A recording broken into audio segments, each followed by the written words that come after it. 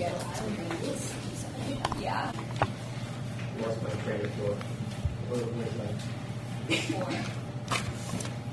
Anyway, you'll have your exam results on Monday. And we'll have the test number 3 on Monday. And I'll give you the test with your test 2 results after the exam. And you be able to leave a little earlier on Monday. And then next week we start the nervous system. I'll go through all of the, it's kind of like the first test. There's a whole bunch of different things. And I'll go through everything. As far as tonight's concerned, the stomach plates, the abdomen plates are over here on the radiator, if you want to look at that. I don't want to put everything out, it's just much more difficult to put back. Arms and legs are in the cabinet. Let me just see what we have here. The large arms and legs are over there if you want to use that. Most of the testing, though, will be on the smaller ones. I think they're a little bit clearer, so I try to use that unless I just don't have that option. But there's 3 or 4 arms up here, and there's like 3 or 4 or more legs over there. And then you have the small models in here if you want to. I use that sometimes for certain muscles that are superficial and obvious, just to vary the exam. And that's it. The other things I put out, you do have heads on the table. The cell models are on your table, so everybody has that. And the histology model, the one that we will use, is this one, so you can review it if you so choose to. And that's it for tonight. So we started yesterday with, we concluded yesterday with the pelvic region.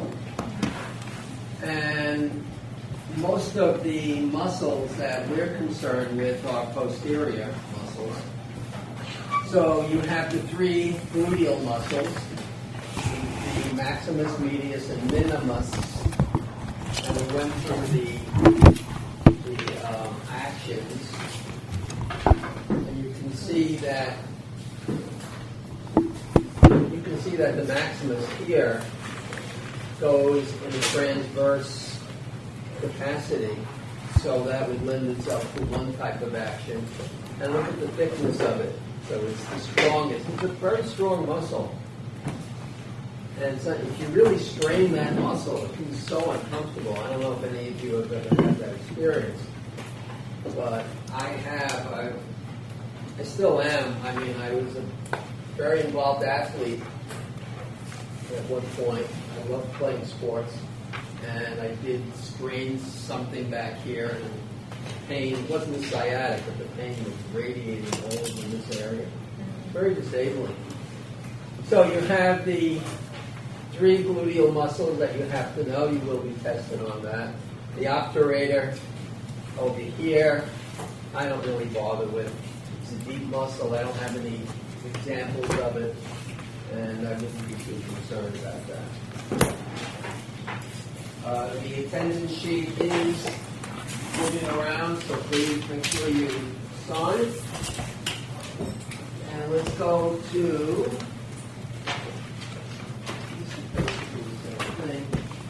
so let's look at this. So here you can see the gluteus maximus, pretty much the entire buttocks that you could actually see on a gross level. Without dissecting that area, you can't see the other ones with your deep. Here's the tensor fascia latte, which I showed you that yesterday. And it blends in with the iliotibial tract, the iliotibial band. Medically, we usually use the word band. In my entire practice and with other doctors that I'm either associated with or discuss things with. We always use the word tract. Band. I've never seen anybody say iliotibial tract, but either one is very acceptable, iliotibial band.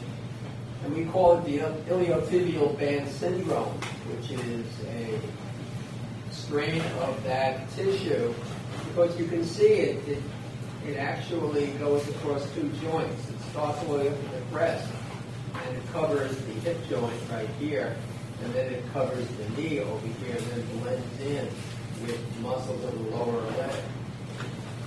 So it's very vulnerable to injury, especially if you're an athlete. Usually basic everyday activity, you're not going to damage it. It's a pretty strong structure. But if you're into volleyball or baseball, tennis, any type of real physical activity, that doesn't include pickleball.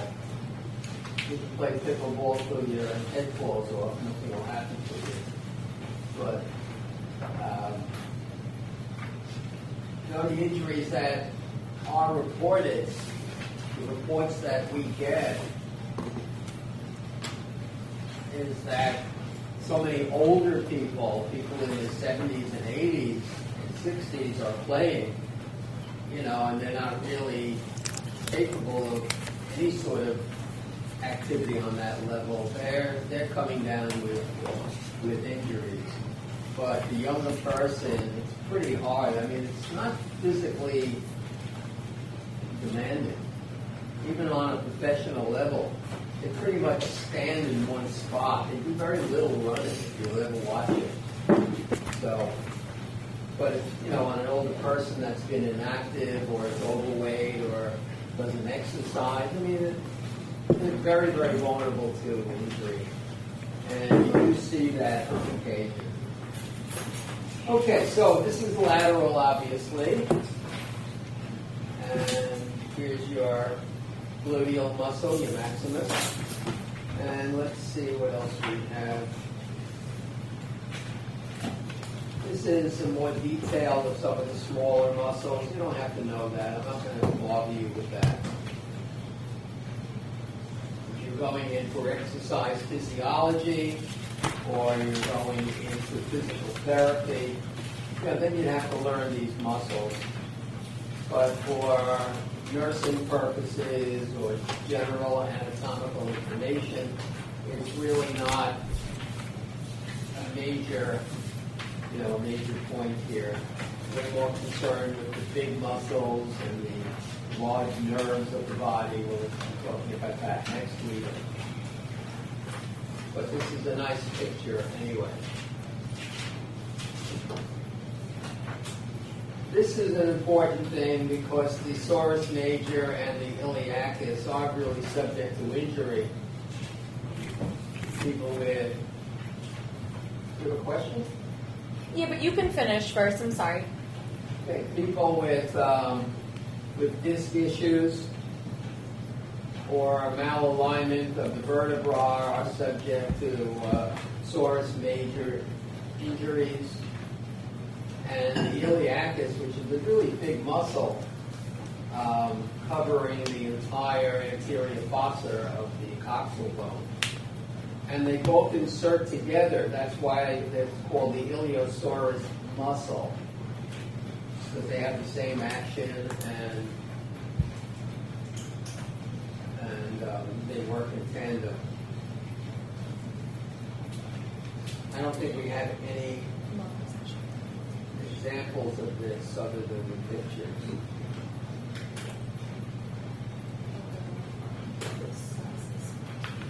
And the iliopsoas is the hip flexor. Should mention that. That's why when that muscle becomes inflamed, walking is painful, because when you walk, you do have to flex your hip with each step. And you really get to be quite uncomfortable.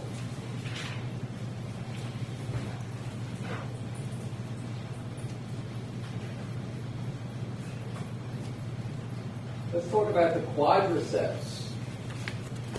take out your guide, please.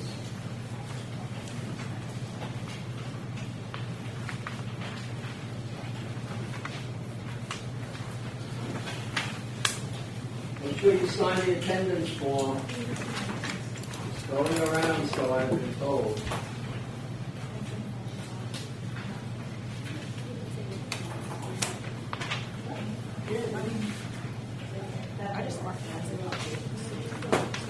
Okay, so when we talk about the lower extremity, we really have muscles on all four sides.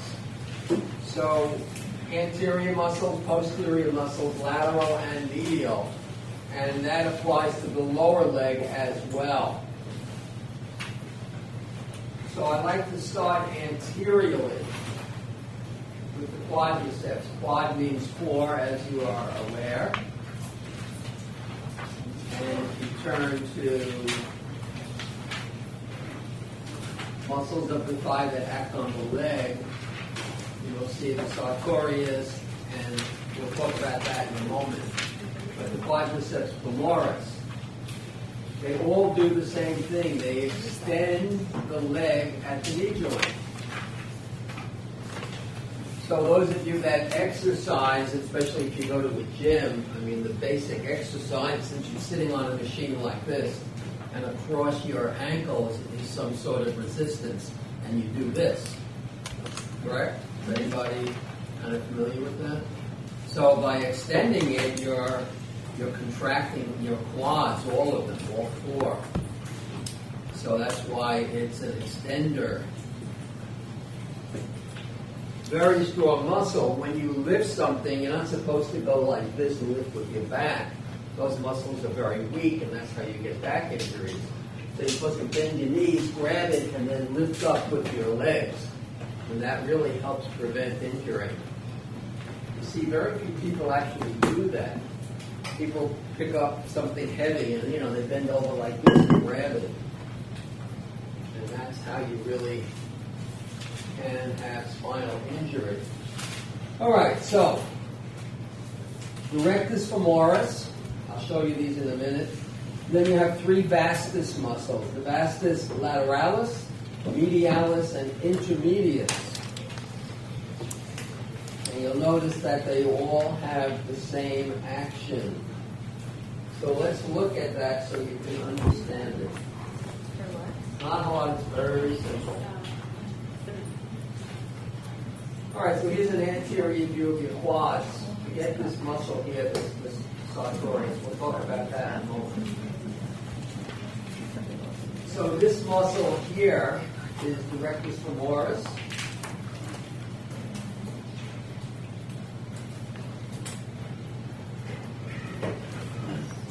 What's the action for that one, Professor? Sorry? What's the action for those four? They're all extenders. All extend. They extend the lower leg at the knee. So Extend lower leg of the knee. Extend lower leg. All right, so this is the rectus femoris.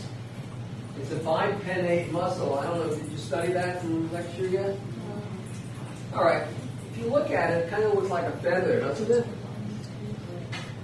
If you just kind of look at from this port, forgetting the insertion or the origin, it looks like a feather. Bipennate muscles are very, very strong. Very strong. One of the strongest muscle patterns. And there are basically four muscle patterns. But of the four, this is probably one of the most strongest muscle patterns in the body. So the rectus femoris is definitely in the front. And then to the medial aspect, you have the vastus medialis, lateral, vastus lateralis, and you see they're showing the iliotibial tract over here. Now the intermedius you can't see because you actually have to cut the quads here and lift up the rectus femoris, and it's directly underneath it. So it's not visible as a superficial muscle. On the models, you can remove the rectus femoris, and right underneath it, you'll see the vastus intermedius. But they're all extensors of the knee. Let's look at the medial aspect of the thigh area. The most medial is the gracilis. If you turn back the page, you'll see the gracilis. It adducts the thigh at the hip joint, flexes and rotates the leg at the knee. So it's basically an adductor. Now think about it. You have a muscle right here, on this side, right where my hand is. What could it do? It has to pull, when it contracts, it has to do this. So it has to be an adductor. It's very simple logically to figure that out. Do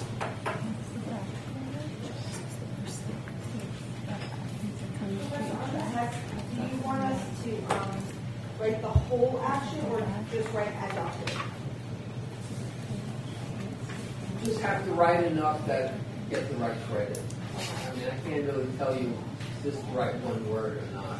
Okay. But I don't want sentences, I just want, the crux of what it does. Well, like one of the actions, not all three, if there are like. Yeah, you don't have to put all three.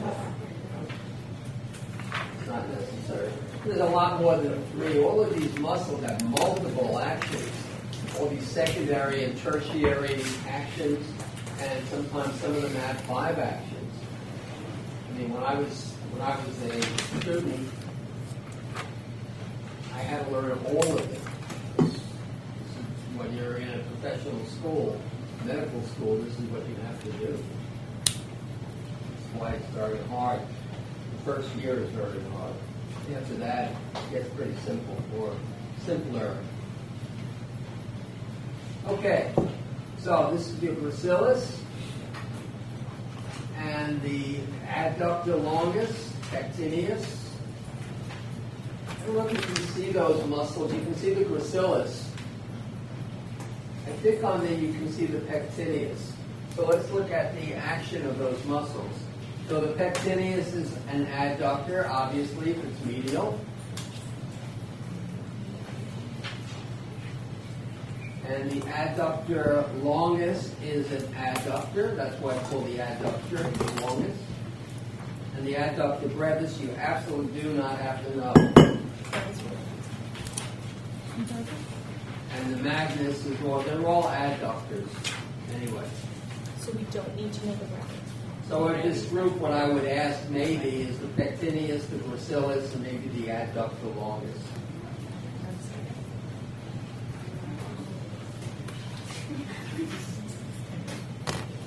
Most superficial of the anterior muscles is the sartorius. The sartorius claims to fame it's the longest muscle of the body.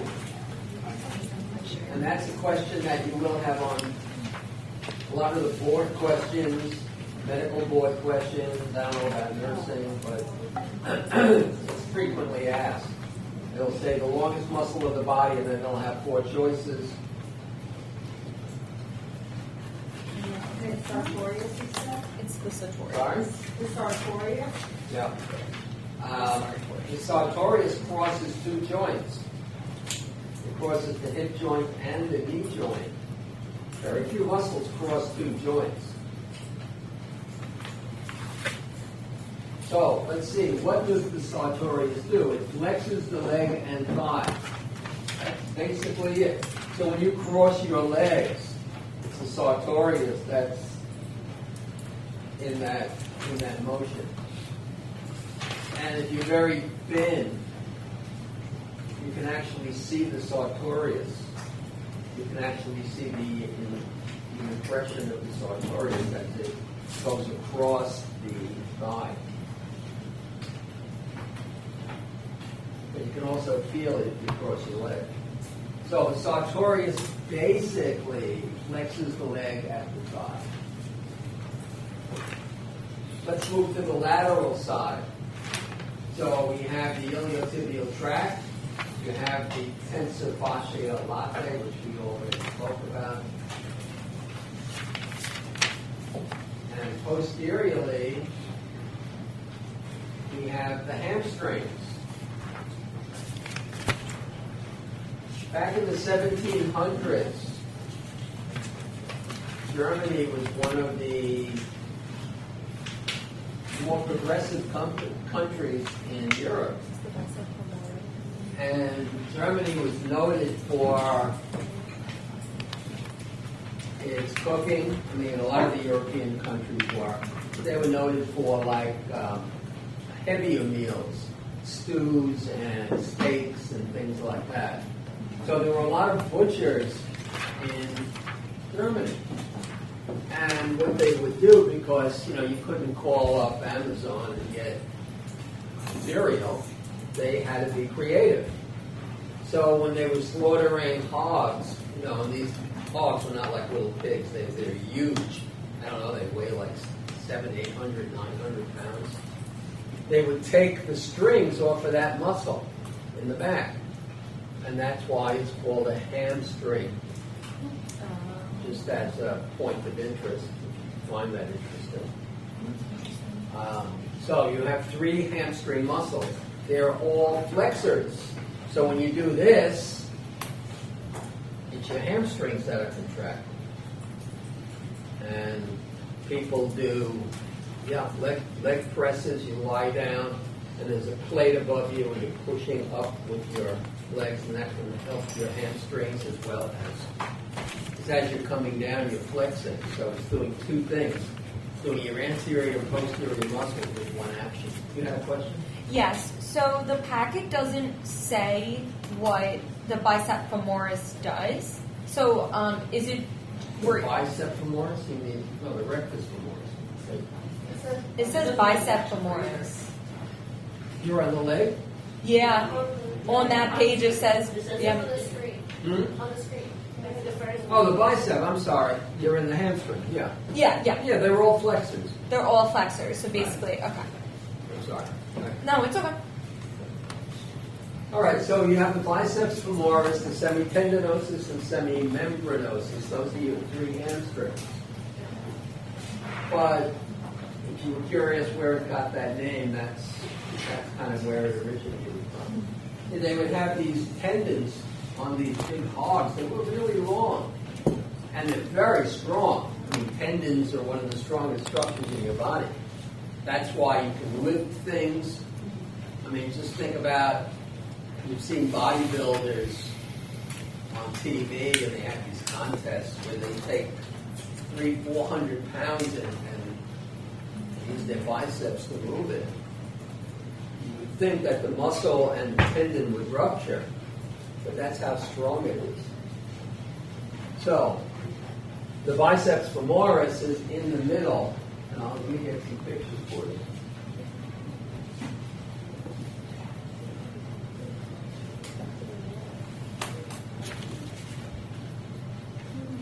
Okay, so here's a posterior view. Here's your gluteus maximus, and here is your biceps. So the bicep has a long and a short head. You don't have to say that.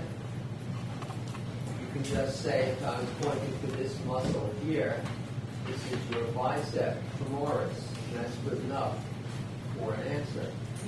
Then you have the semitendinosus, which is just medial to the bicep. And then you have the semimembranosus, which is the most medial right here. And they're all flexors. And hamstrings are, for athletes, are one of the most vulnerable areas.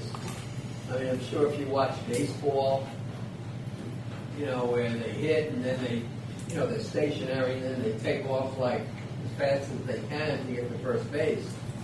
Frequently, you'll see them all of a sudden go like this, grab it, and start limping, because they've torn one of the muscles. And it's painful.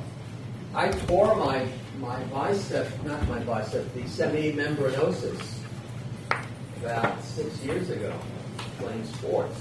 Tore it. Actually tore the muscle off of the attachment. And my entire leg, and I'm not kidding you, from here all the way down to the ankle was bruised. That's how much bleeding there was inside. And I didn't go to work for like 3 or 4 days, and then I was on crutches. And it took about 6 weeks until I was back to sort of normal. And many people have surgery to reattach it. I didn't want to go through that, and I felt I was in good enough shape that I would, heal, which fortunately it did. And many people will go for surgery where you can pin it and put a little, it's called a MyTech anchor. It's like a pellet that we shoot into the bone, and we have these non-absorbable sutures, and we can suture the defect right down to the bone. It's very strong. Works well. But I didn't want to go through that if I didn't have to. So I did heal, but I mean, it's a really disabling injury. Okay, let's go to the lower leg.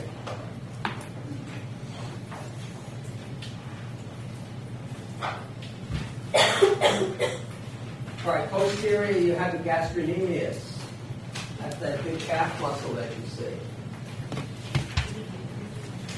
Is anybody here a dancer? You're a dancer? Professional? Not professional, I grew up dancing until 6. All right, so dancers have a very developed gastrocnemius, very large usually. Directly under the gastrocnemius is a muscle called the soleus.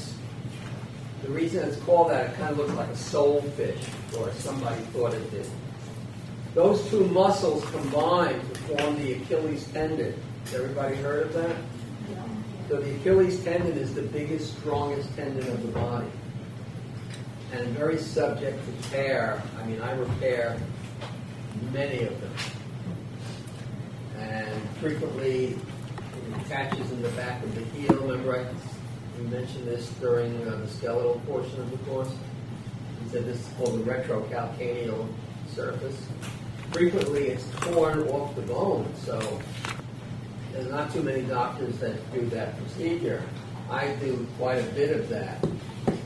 And you have to really repair the tendon and then put these anchors into the bone and tie that down. Lengthen this, it has to be lengthened so that it doesn't tear again. It's a big procedure. Very, you have to be non-weight bearing for 4 weeks after that.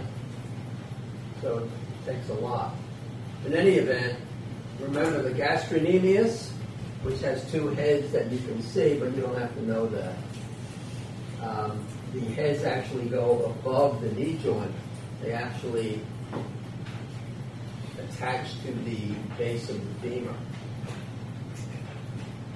In any event, so you can see the tendon here, but it's a combination of the gastrocnemius and the soleus, which is underneath. I'm showing it here, but that's not what it is. Well, it's a little piece they're showing here. It's under it. It's really shorter than this, but it's right underneath there, and then forms the Achilles tendon. We call it the calcaneal tendon. Medically, you do not use that word. I've never heard anybody medically say calcaneal tendon.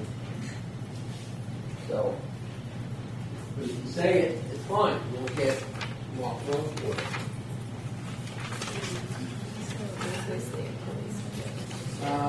What else are you responsible for?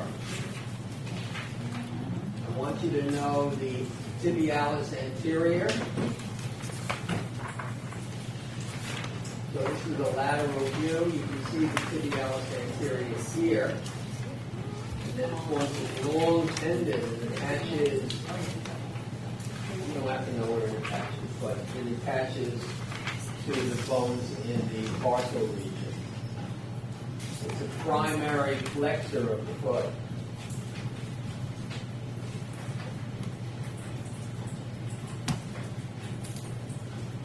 Two more things I want you to know. on the lateral side. So you see where it says fibularis longus and fibularis brevis. So that's words that nobody uses. It's called the perineals. Peroneals. So you have the peroneus longus and peroneus brevis.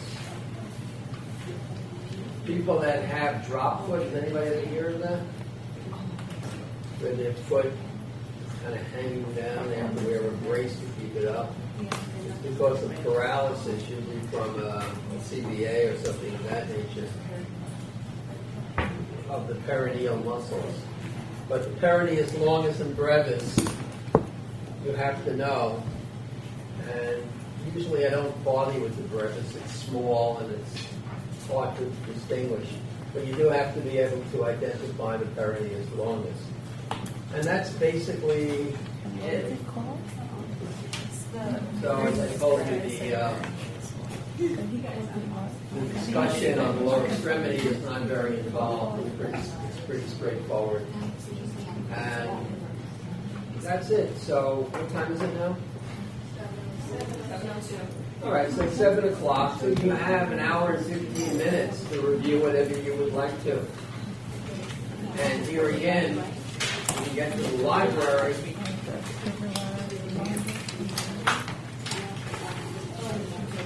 okay, so if you have any questions, I'm going to try to mark some of your exams now. Let's go past some time. If you have any questions, feel free to interrupt me.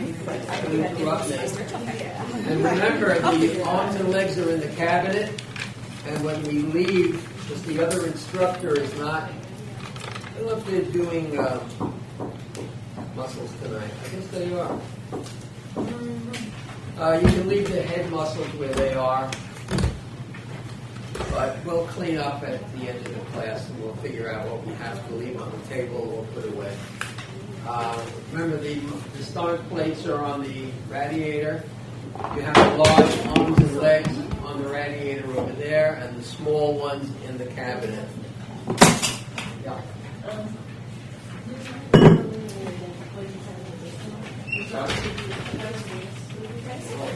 PPR.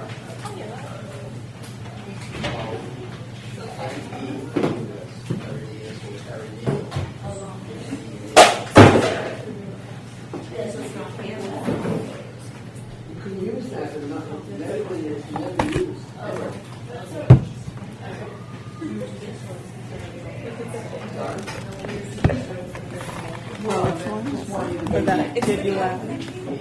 It looks like the calcaneal tendon is, they always call it, it's called the Achilles tendon. Or something like that. He's never used, like, he's never heard anybody ever call it a calcaneal tendon. All those years are Peroneus longus, we could just say plantar plexus up. sorry. Well, it's not really. It's really a pronate.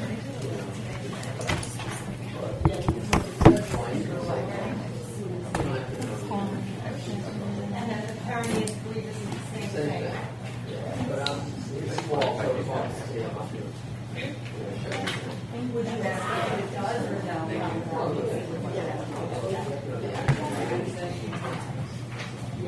We need to know the action of the one that you said that we want to identify. Just the one that you want to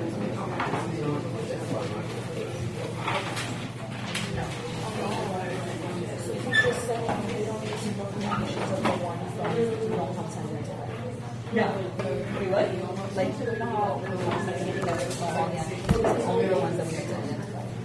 That's what we usually do. Well, there are some I'm just not gonna like make us point out what it's like. Yesterday you said the includes that we can't see the whole aspects like that. I'm gonna study them. Yeah. I just study every single muscle. I would rather know than not know and sit there and. And anyone not sign the attendance? What? Can you come up here, please? Is this one's butt? Yeah. This Gluteus maximus is really That's so crazy. You could not see the minimus. No, I'm telling you. I took photos of the model. How do you miss that? The biggest you cannot see, it's underneath. I mean, the medius you can see. All right, hello everyone. Anybody not signed before I put it away? Okay. Like, what do you got? I mean, you can't see any of the iliac. The iliac, you can see that, right? Oh, yeah, no. It's down low. I've been trying to find it.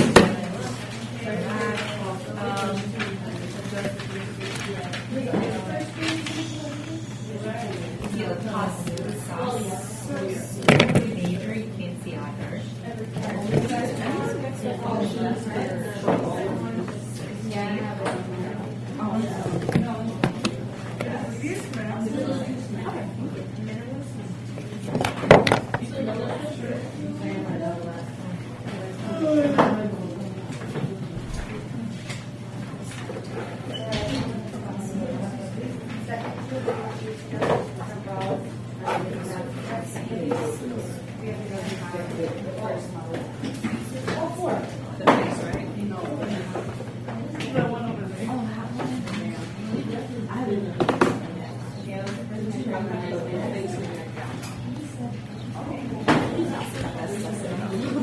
A little bit of like the abdomen. Well, I thought I had your exam. I don't have it. So I can't even read it. It's okay. It's okay. I'll figure it out.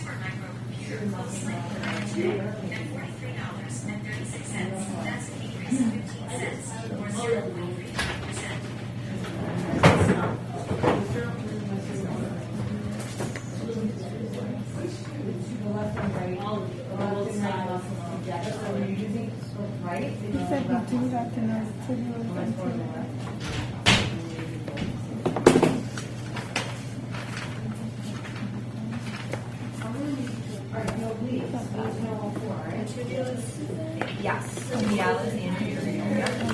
Yesterday he said the peroneus tragus, but then today he said the tibialis anterior and the peroneus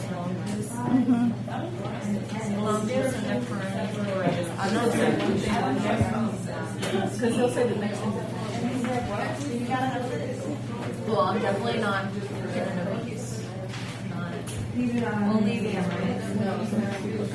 this is on the muscles of the leg. Oh, yeah. That I can trust. The 3 of years of 4. Yeah, only 4. That That I trust. That I trust. But anything else I can't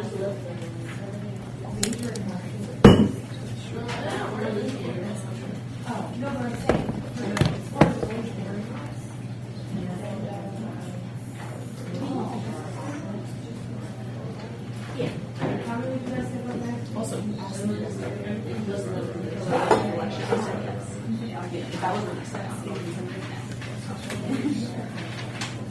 Once they were doing the highlighted.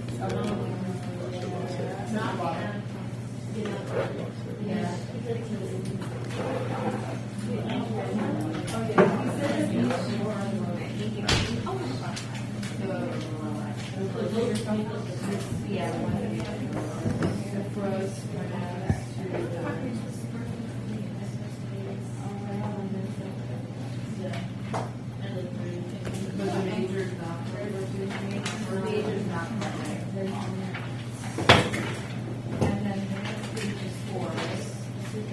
pronator, flexor, and then a B and an extensor copy. Yeah. And then the top part, everything, and then the bottom, the first three, right? Yeah. And then I don't really know. No, I didn't know.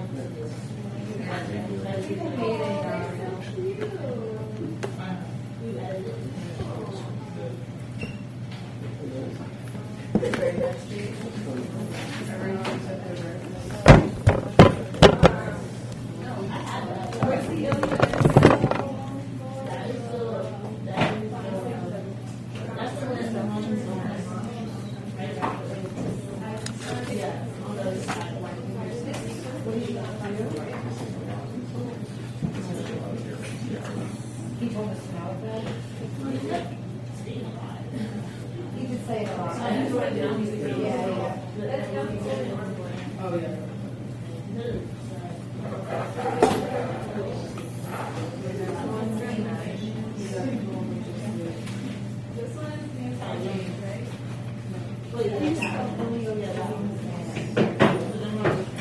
Oh, there we go.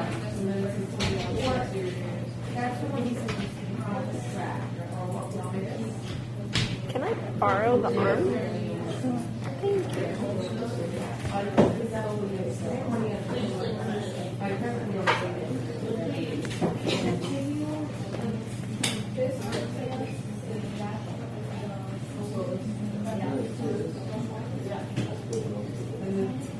Yeah, that's what I think.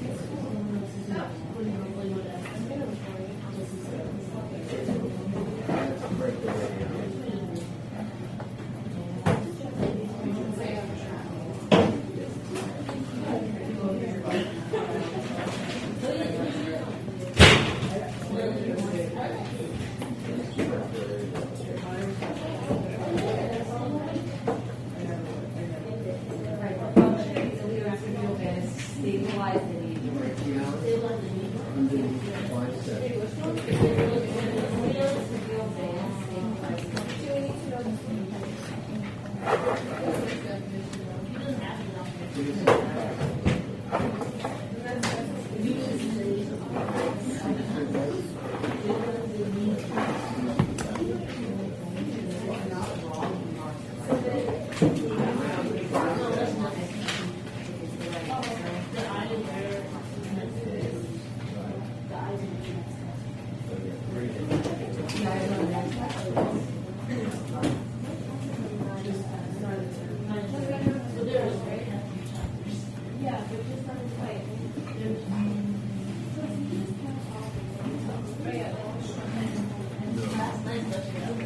Pull it apart. What do you think?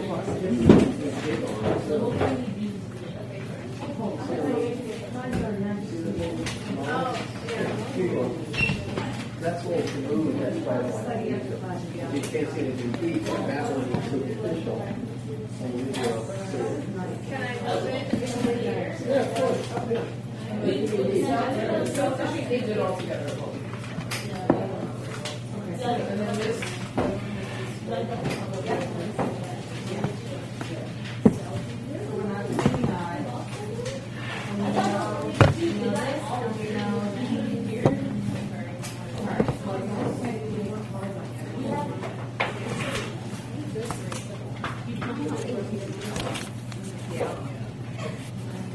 Around 8 o'clock, I'll go through a lot of the muscles with you. It'll be like a little quiz and you can answer.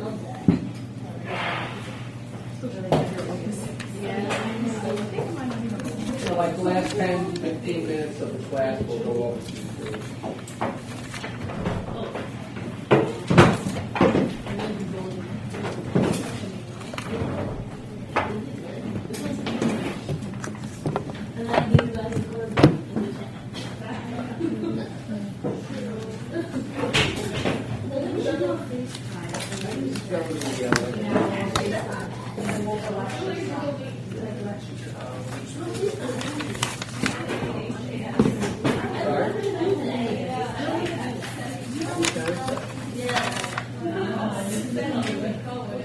You write it down?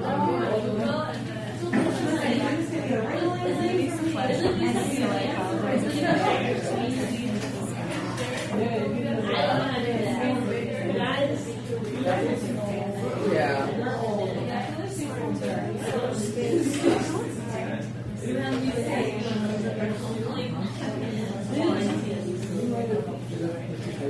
Yeah, I know first name is Christopher or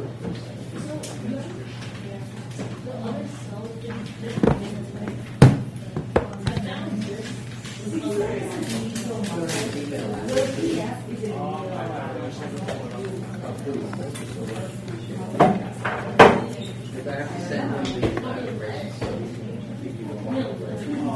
Because I'm sure he'll give the final grade.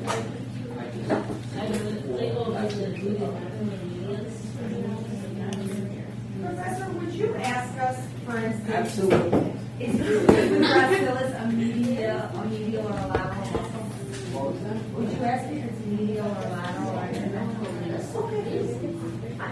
I just have to make sure. That's the It's identification. I didn't realize I had been sitting there studying. I think I said it. I don't remember. It's very windy, that's why. It intensifies it. Right there. My skin is so no, I don't wear something. I know, so it's fun. I usually don't get this much. Usually always wear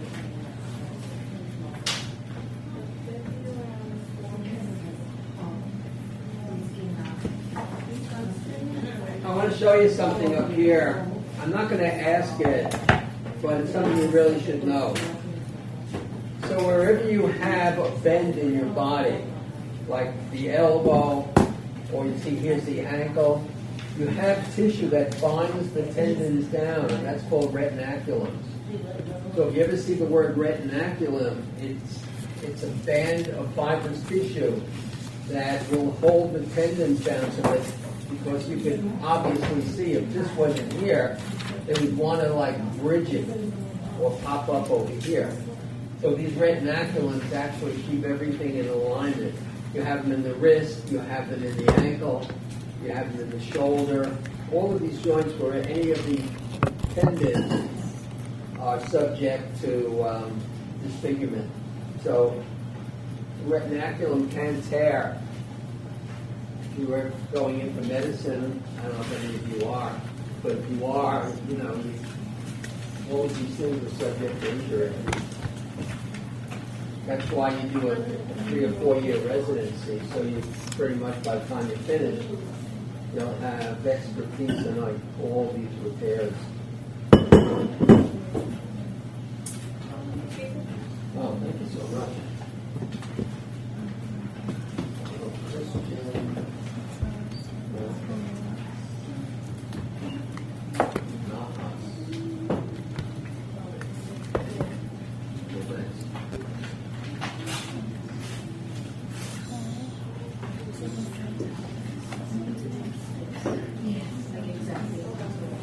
So the front familia, the occipital frontalis, yup, and then the yup. So like not like going the way from this. Yeah. That we have to say that. Oh, you mean it says sorry in the packet it says frontalis and then whatever. Oh, okay. The front familia, occipital frontalis. Okay, and then I was like occipital familia. Look this whole time. No. Those are the easiest to memorize. Just the face, yeah. Those are easy to memorize. That and the pterygoid. Those are bad. The mastoid, those are bad. It's truly when you get to the leg and arm that really gets me. I have a question. Yeah. Just about the model. I don't know if I'm pointing to the right thing, but so I have this as the pectineus, and then Yeah, it's I'm not going to ask that. Okay. That what that's showing there is not very accurate. So. Okay. I mean, you'd have to know the gracilis, because that's... Yeah, the gracilis is the long one. It's the 71, and then this is sartorius. Okay. Sartorius is this. Yep, is this. And on this model, it doesn't show it very Gracilis is accurately. the long muscle, like that one in the inside, yeah. That goes all the way down. So the sartorius is better seen, big model. Yeah. The sartorius, yeah, it's like this. And then rectus femoris. The long, yeah. You said the what? Rectus femoris. Yeah, what is the white? Because that I always what's drawn like what's painted in white is that muscle That's as gray. well gray? Okay, so what is it essentially? That's retinaculum. That's the Fibers. A Okay. lot of collagen.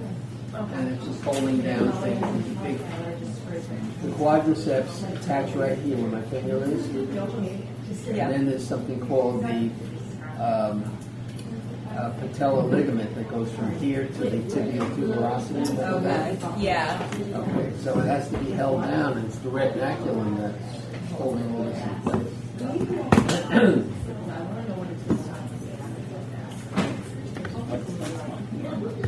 Right under the sitar. So that would be your Semi what? Medial, so it's semi-membranosus. I mean, sorry, the vastus medialis.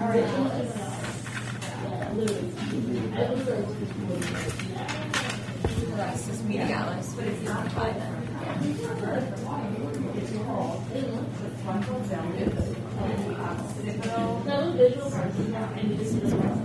Okay? Thank you. You're welcome. Vastus medialis. And Yes? then this, I'm just going to take a photo of it, sorry. And then this is the gracilis.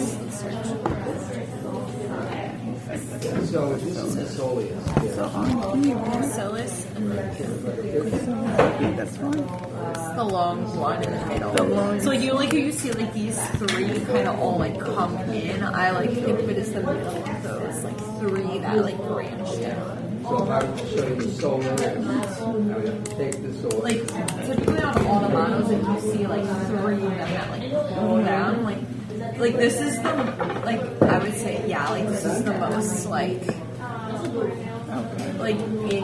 inside, like you know what I mean, like it would be like I guess if you're inside and this one. yeah I just but also like when you look at all the models, like it's literally like straight directly inside, so like it would be closest to like the other leg in a way, like your inner thigh, like truly.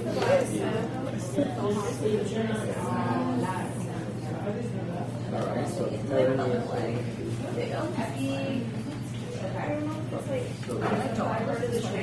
Hernias longest goes through here to the tunnel and then attaches on this side of the foot. Alright, so this is the hernias longest. This one.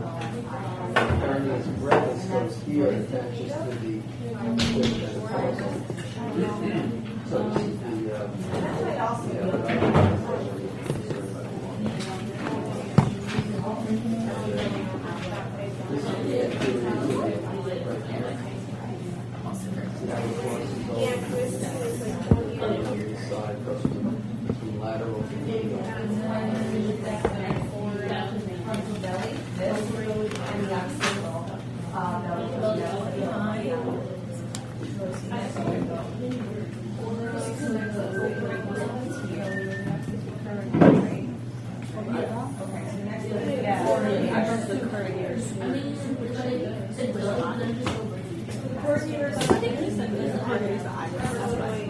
The color graders, yeah, it's like the eyebrow. You can only see it on one of the models.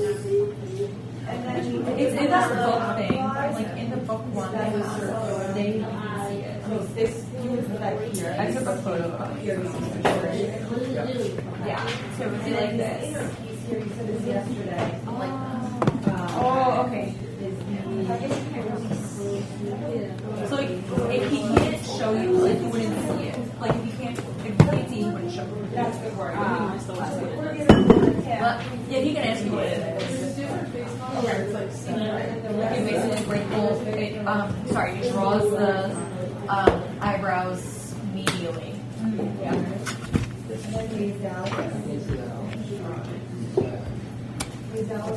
Like, is there any difference between pull and draw? I'm assuming so. Yeah. Because I'll be like, pulls this, and I'm like, God, no, it's not. Very poor. But that's the direction, general. Well, yeah. Better. Here you see it goes really high. Yeah. See this right here? That's the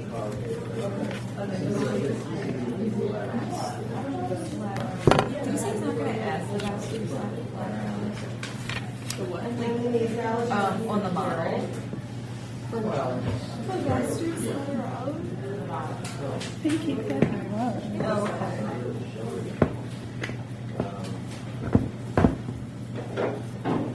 Is this the vastus lateralis? Yeah.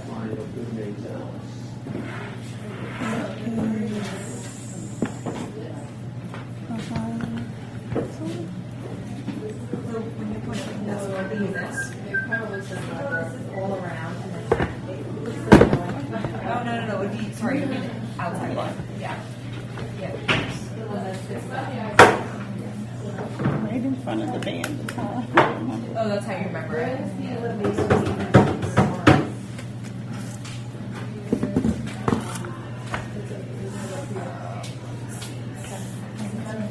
I've been like labeling the topic. Hey, let me bring, I don't see any of that's really good. Let me bring a picture so you can see it.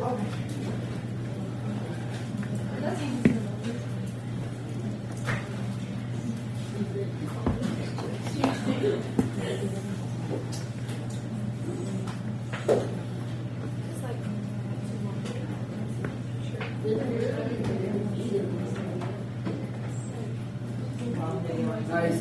Look at the screen. Hello? Look at the screen. See the name Dallas right here? If I have a frontal view,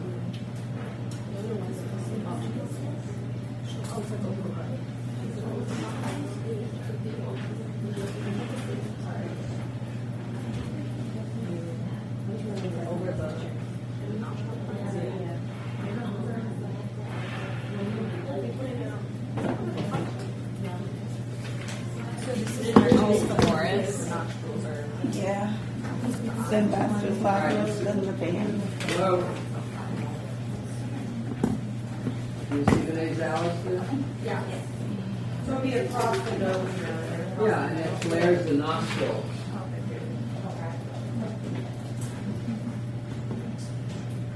But I don't see any real model that demonstrates that very well. So you know, So sometimes I do put pictures down and not the models, I meant to ask that. He does. where I can't really demonstrate it properly. Make sure you know the rotator cuff. It's such an important structure medically. And if you're going for nursing or PA or what have you, you're going to have tons of rotator cuff injuries.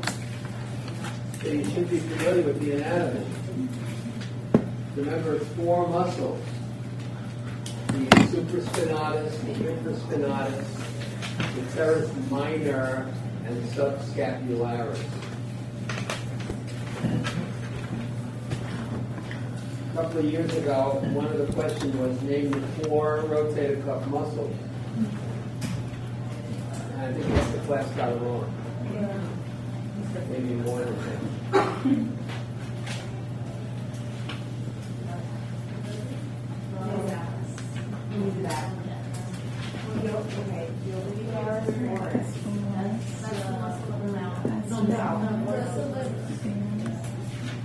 True or false? The teres major is part of the rotator cuff. No. Major is. Right. It's false. It's not. It's the minor. My major's normal.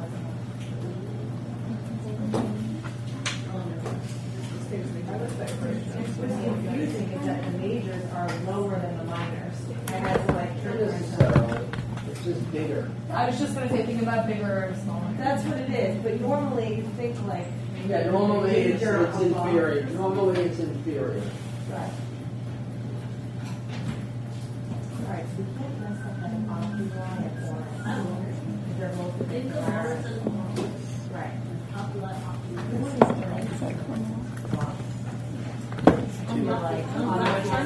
Oh, yeah, the two of them, yeah.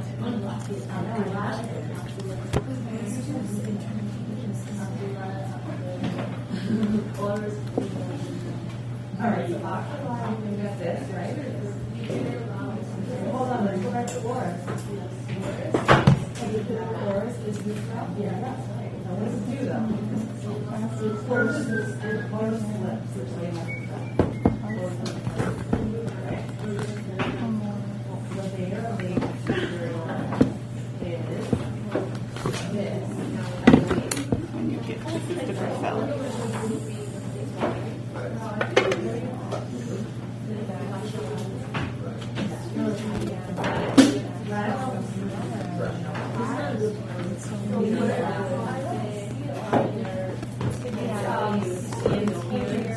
That doesn't really show. No, you can't see it. That's what I was saying.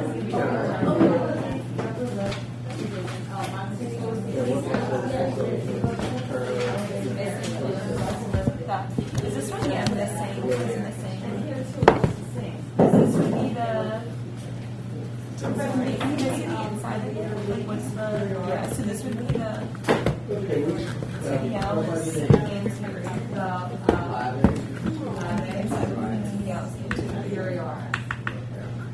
So it's above these, and that leaves with the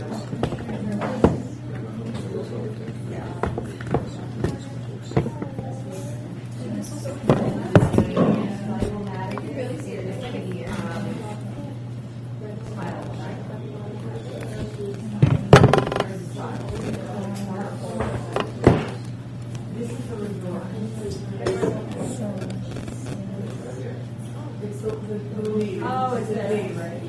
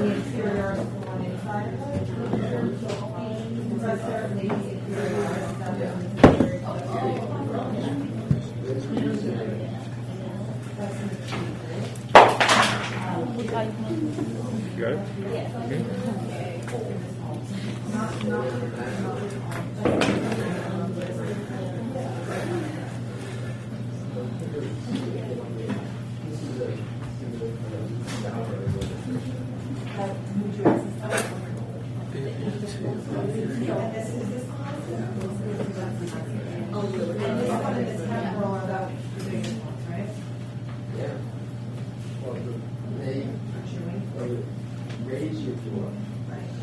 The other ones lower it, and that's what gravity says. There's more muscle. And when you're biting, and you're going down, you're not going to eat anything solid. So it doesn't have to be very strong. But when you're biting and coming up, you have to have very strong. So this one is the naturalis and this is the masseter. They both do the same thing. But you know, And you said the buccinator is this whole here. Right. Would you put it on here? No, right? Because you don't really see Well, that little triangle. this one here. No, no. This one. And that's just something for straw, right? But if you press it, So those go just forward right, and you can say, Those stuck to the door. okay. So we say compress the The only part of those muscles is to the left. We would just say compress the sheet. Yeah, that's it.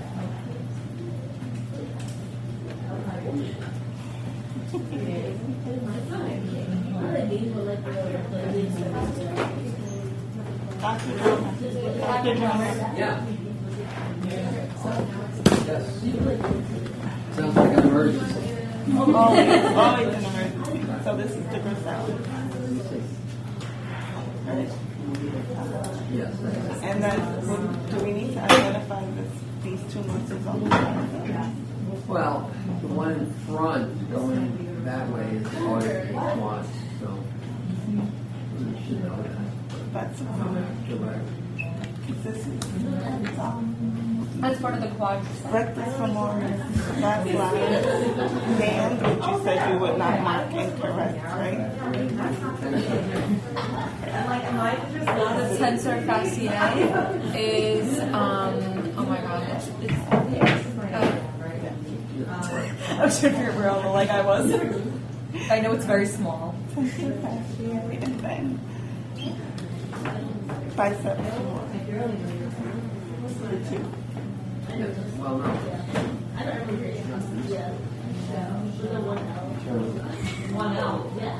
Actually, these two. Oh, it's these two are the bicep femoris. What is that? That's the, There is the bicep femoris.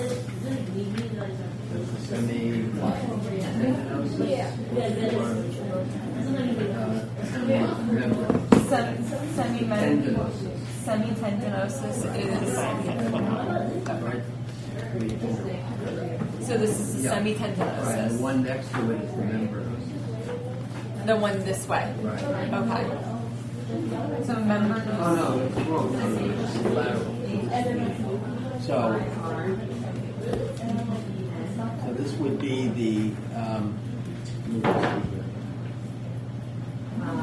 so this would be the bicep here, and this would be the tendinosus and mediosus, membranous. Membranosus, tendinosus, and this is the bicep femoris. Okay.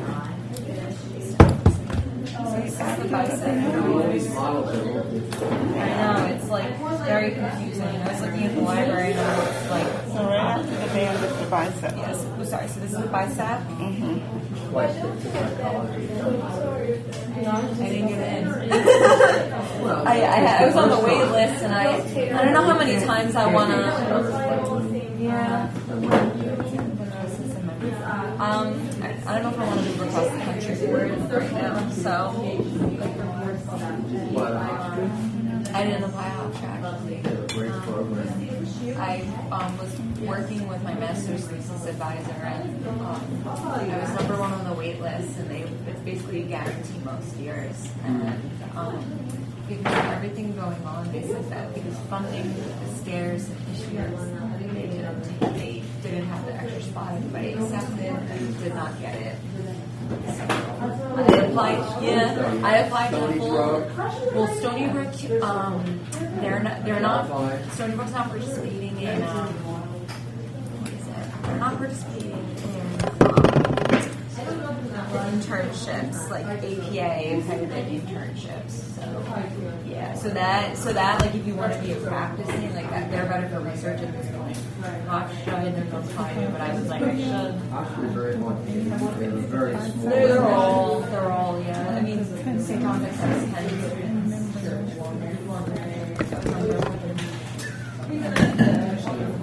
But it is what it is, yeah. It was very stressful. I just don't know if I could process together.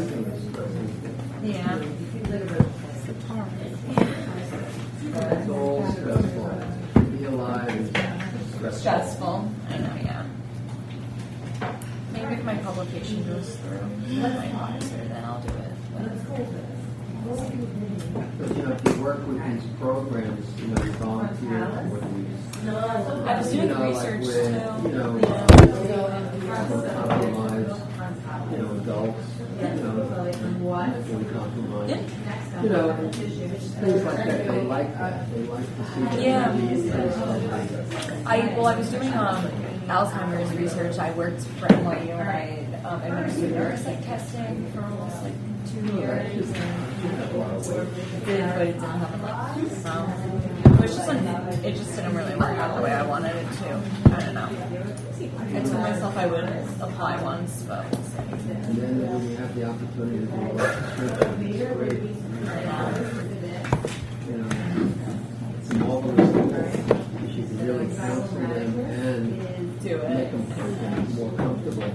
Well, yeah, I definitely think that if you're going to be, psych is one of those fields that I think you really need to work in your first defense. Like we need to have the rapport and understand them. Yeah, 100%. Medication isn't enough. You went with, you had right lung pneumonia. You know, you don't want to doctor to say, well, let's wait Let's talk about see it. if you knock it out yourself. Yeah, You know, it's Yeah. not right. You know, you Exactly. have to treat it. exactly. Make them comfortable, whether it's physical or emotional. You know. Yeah. And that will give you the opportunity to really control that patient. As opposed to referring to a psychiatrist, where they can get lost in the shuffle or they don't take that insurance. Yeah, it's very difficult.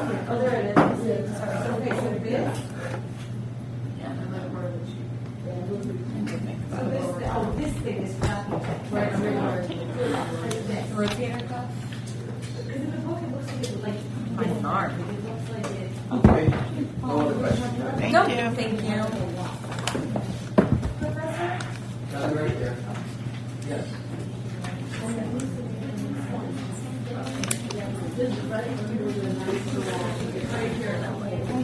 I love it.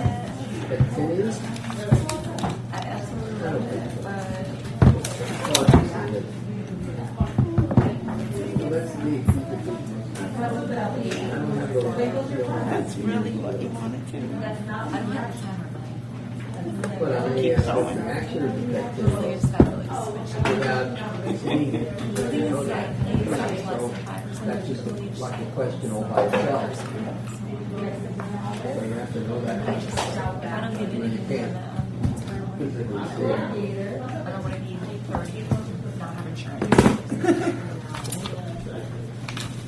Bigger life insurance. Look, sometimes I'll just ask, what is the action of a certain muscle, even though it may not be visible on our models.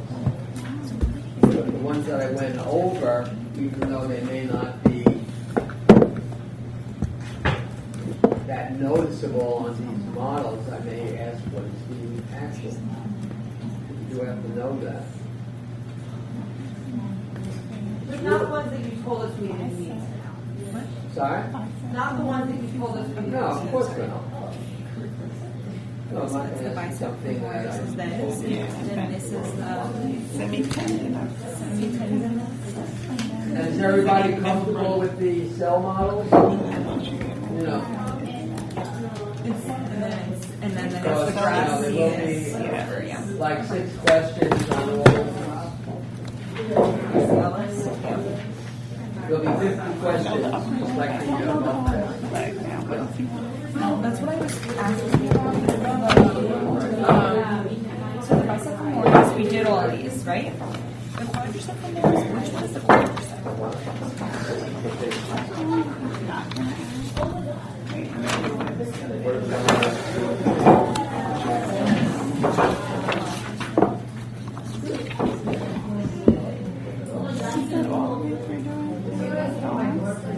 By the way, this is a good model to see the rhomboids, major and minor, right here.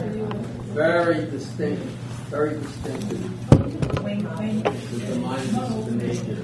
Minor, major. Right here, major, minor. Where's the major line? What is major, minor? You ever saw that cartoon?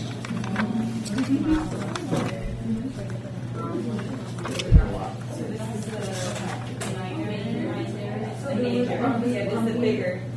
Major is bigger than the minor.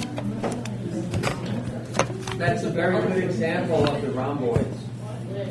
Very clear. What do the rhomboids do? Does anybody know? It's this one. What's the action of the rhomboid? What did he say? Adduct?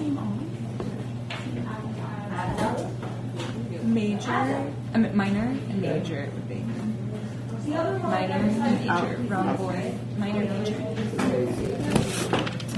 Yeah, so for the bottom of the leg, it's just the calf. Right, so it's basically an elevator of the scapula. And adducts laterally, right? Tibialis. Well, yeah, but I mean, there's a whole bunch of these secondary actions. So we can just put All muscles have it, just the primary one is. elevation is depressors. added. Yeah.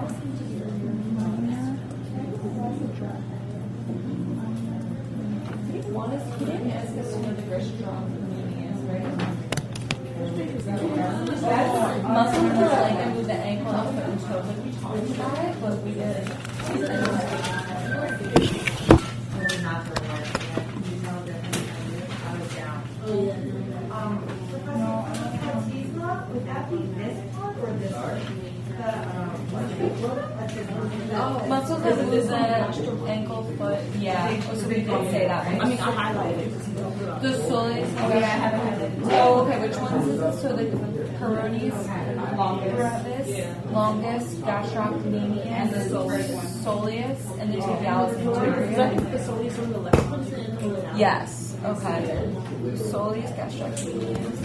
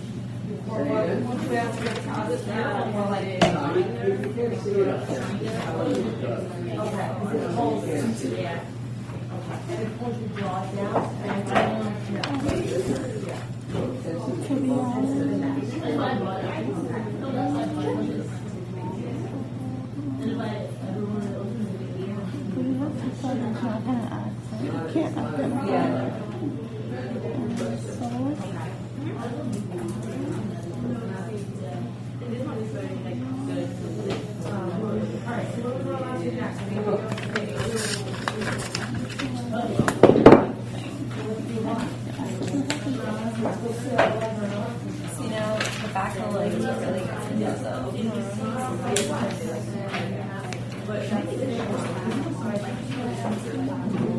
Do you mind if I look at the big leg right now? Thanks. Big leg is really accurate.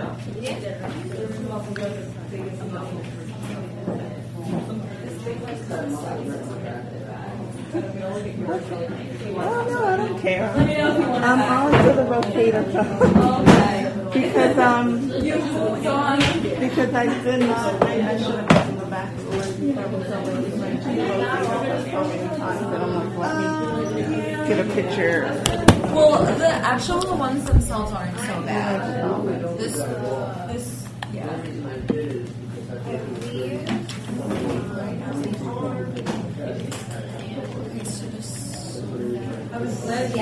So the soleus is deep, correct? Like you can't see it on the outside. There's some piece that like you can pick up, and you can pick up a piece and see the soleus.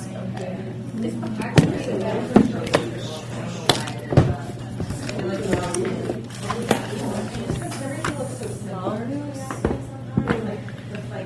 took me a minute just to figure out what I was looking at.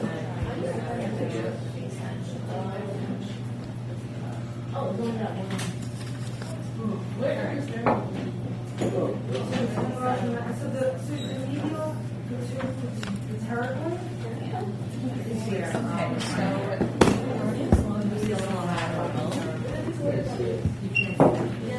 You won't ask us to identify it, you would ask us what it does. Unless I show you a picture. You ask us what it does.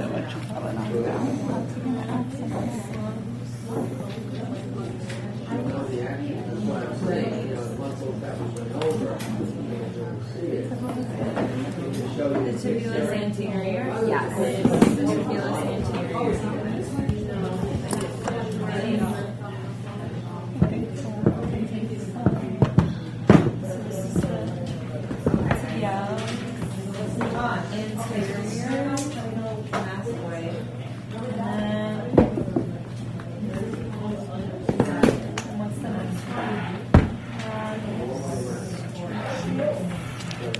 Yes, to know that yesterday they told me there was an issue.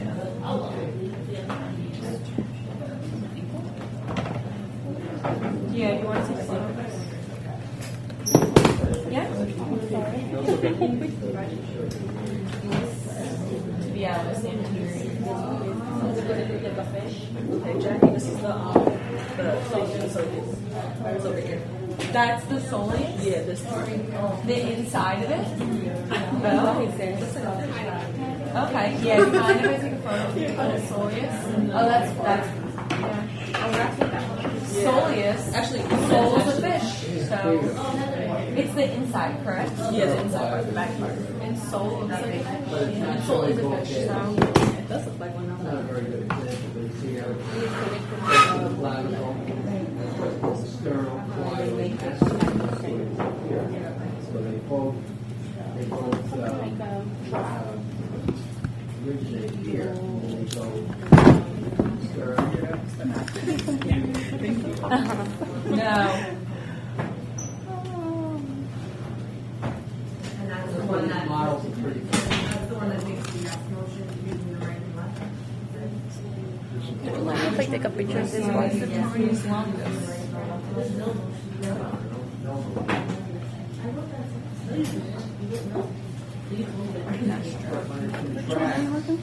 The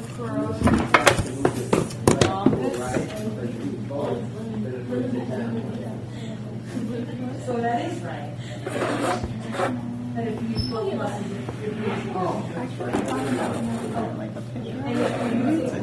if you're going this way using this one, right? The opposite side. The church, you can't add. You can't see it. From like deep. No, it's not over here to here. The brevis you can't add. They look like so you can actually see like how it comes up on your face. But the church, One being the opposite. church is like you can't see on this model. We know the oblique.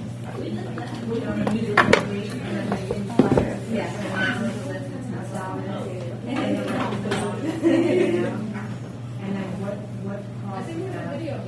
Yeah, you made a video. The tendon description goes this way. Gastrocnemius.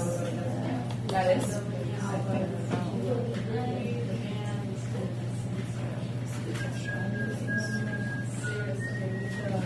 Okay, so guys, what about these? We haven't gone over these. Yeah. So if you're gonna ask me, would These. this be the esophagus? These are your gastrocnemius. When I look it up like this, it shows these are the You wouldn't gastrocnemius. ask that. And then so trapezius on the back, right? Okay.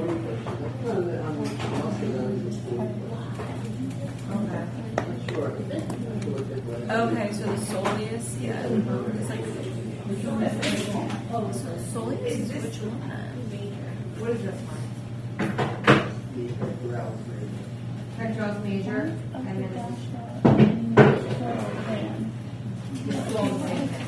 Yes, I think so. So I think the soleus is under. Wait, no, I think the soleus.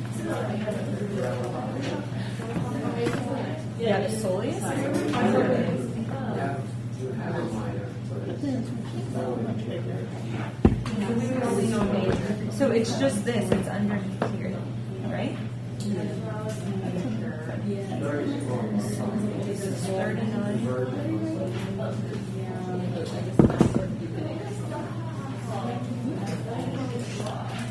So yeah, it's the soleus is this, and you like open it up on the back. Yeah. And the gastrocnemius. Right? Because it's kind of hard to tell. So this is, yeah.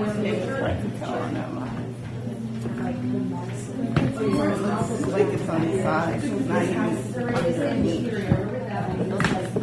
Okay. Yes. So then this is the gastrocnemius, there are these two things on the back. Yeah. Yes. Right.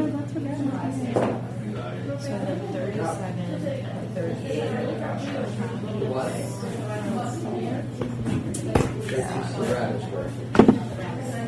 No, you're fine.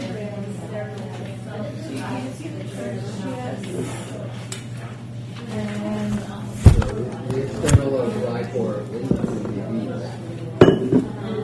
Doesn't go up that line.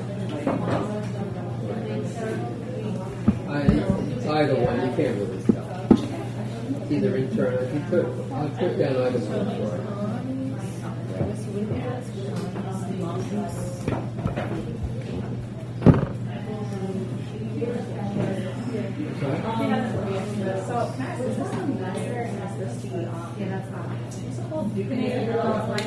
It's abusive, but it doesn't really show the mass.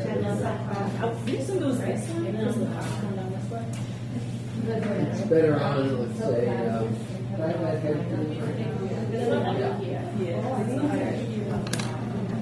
you see it here? Yeah. This is really, big. That's not really, that pinkish area is the salivary gland. See this? That's salivary gland.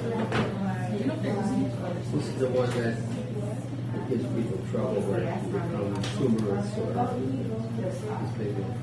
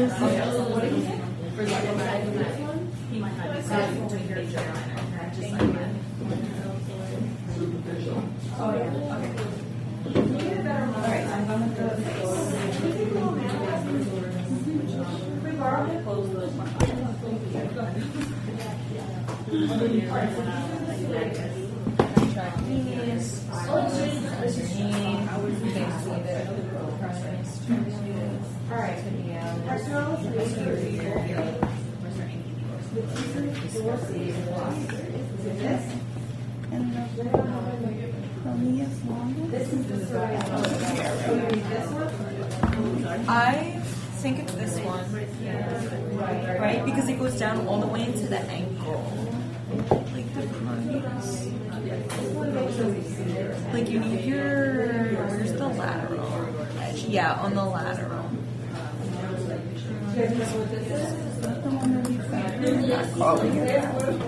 No. I mean, it won't be all the time.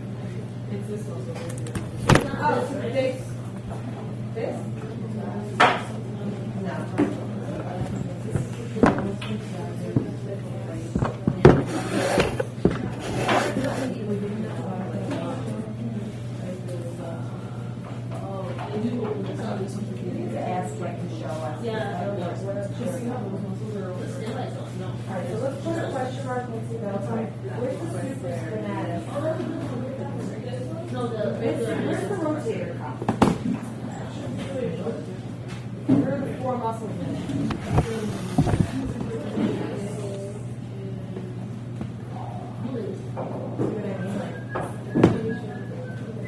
read notes, you need to know about the lower back muscles. None of that. What about function? No function? No function. No recognition? It was specifically so muscle. Do you know none of the vertebral column? Okay. So nothing on the lower back region? I don't see any of these models have. No. He said he wasn't going to ask about function too, right? Or just the action? He only asked about action. Oh, the action? Yeah. The action. Yeah, so actually this is across the Yeah, so lower back. I think vertebral column. Well, yeah, but it's not a class. Yeah.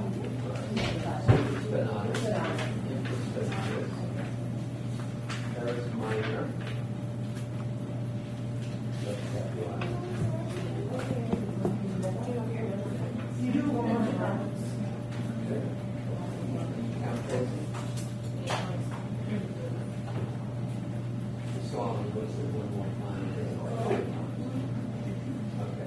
So this is the supraspinatus, the infraspinatus, teres minor, subscapularis. I literally said that's the rotator.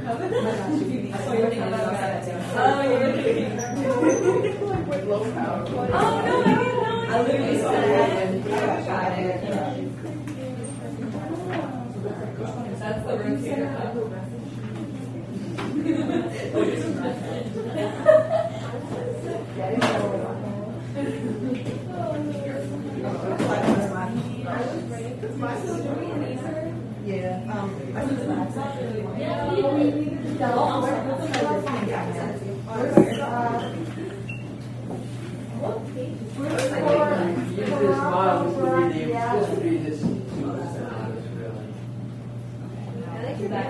But this is not really this, it's not differentiated. Oh, yeah. what about thoracobrachialis? So that's right next to the bicep. So it's medial to the bicep.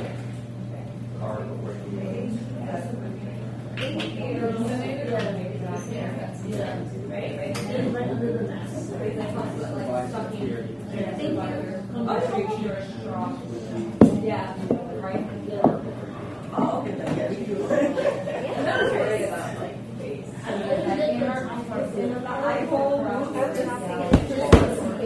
Oh yeah, of course. I got your number. I'll send it to you there. Do I get it? Oh, no, you're okay. Yes, just send it. Let me know. My number's on there. Oh yeah, no, I got it. Yeah, I'll send it to you.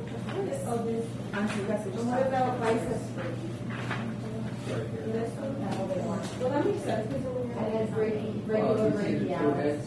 Right. Oh, no problem. What about regular brachialis? Right? That's since it's an 8 like Move this. Radial brachialis. yeah, maybe not right now. Oh, that's an arm and then like triceps. Legs in the back. Or maybe this one here. And this is one here. You know. This is on the part. Tricep.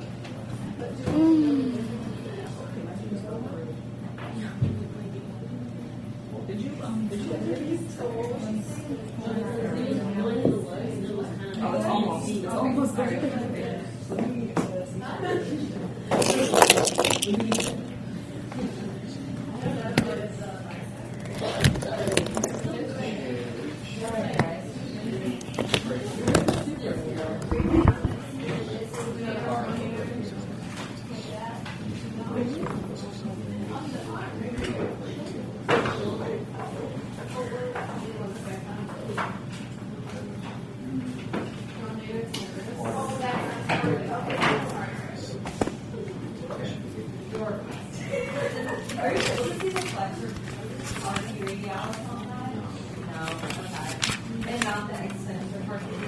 Yeah, this area is very confusing. There's a lot of studies. Okay. So if anything, you would ask us if we would a photo of those things. Yeah. Got it, thanks. So the flexor extensor would be on. I don't know what they look like, but just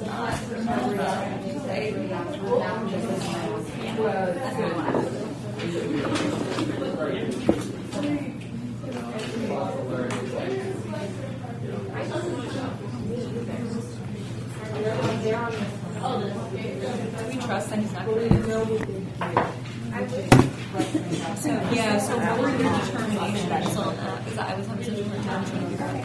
Oh, you're not looking at any of No, I am now. I just started looking at the arm. Oh, this. So the lower arm. It might be a little low. Yeah. Like I was trying to do lower arm, but I could not figure it out. I guess you just have to follow from the thumb. Did he say he's going to ask us about that? He said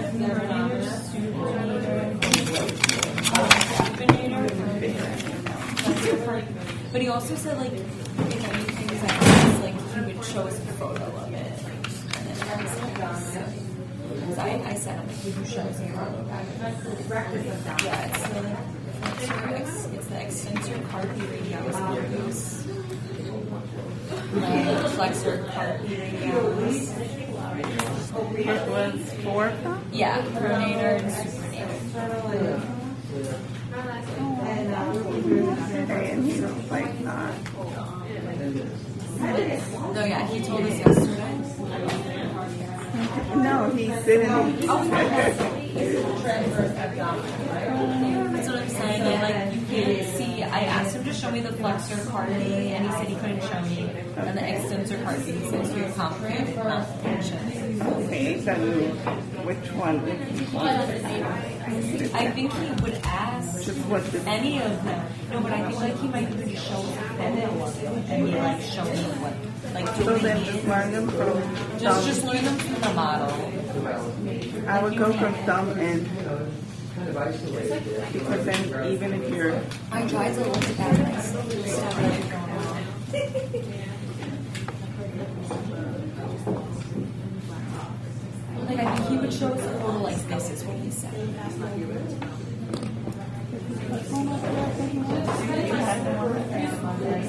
I think it's in the book. if it's in the book, then It should be in the book. Like I think these are all the book. that is. Yeah. I think all of them are. So we have about 5 minutes left of the class, so And start organizing it. that what you call it, is Definitely have to go back to that. companion. Yeah. I think it has a handle. What's the action of the mentality? Elevates the Elevation jaw. protrudes the lower lip. Through. I'm sorry, I stole your thunder. Wait, you said the mentalis. Sorry, wrong thing. I Oh, was you're thinking of temporalis. No, you're thinking temporalis. That's the elevate jaw. I was thinking the wrong thing. And then behind it is the, Wow, I was like, I'm completely thinking. Oh my god. Is there anybody who elaborates? Wait, I'll take them back. Oh, okay. I can get a picture of like the basket and stuff. Take a picture and take it back. Thank you. What's that? Also, the models are like labeled. There's no reference books for anything. You just have to go and like guess whatever you use. You just use the models and then there's no one. Supposed to have one. Another thing there. there's a professor who makes a lot of YouTube videos. I'll make see. And I'll watch his videos while I'm there. Oh, really? He just pulls the thing that he's there and he tells you what it is. And that would be much better if there was They said they're not gonna have it in the summer. I was totally taken out of me too. I don't know what to do when I came last fall. 36 slides. I don't know if they have one. They didn't know. Yeah. But then Tuesday we're in for like, I think, 2:30. Yeah, these are just like weeks in general. That was like almost 200. And the lines. Lydia Alba. Are there the trail? They're like tendons Here's something. a question. Where do you find an intercalated disc? Cardiac muscle cell, right? Yeah, I researched my The black line. Black line.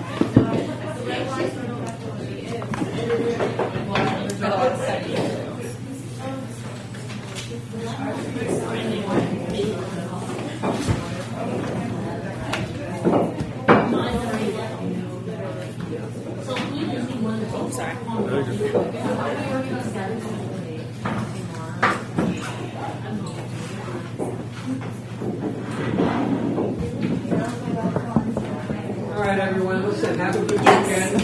I'll have your exams on Monday. Aren't Kindles great? They're great, Rob. Let's withdraw.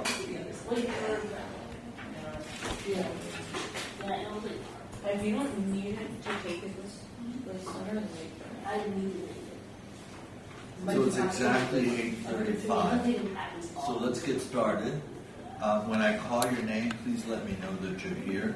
Yassine, Viviana, Gabriella, Naya, Here. Nicole, Here. that's my sister's name, my youngest sister, Christine, Here. Destiny. Here. How do you say your name? Destiny. Destiny, okay. Nohemi, Here. Michelle, Here. Jennifer, Here. Kyle, Jacqueline, Here. Taylor, Jasmine, Here. Joseph, Ashley, Here. Justin, Here. Gabrielle, Here. Christy, Louis, Arthur, Brianna, Desiree, Here.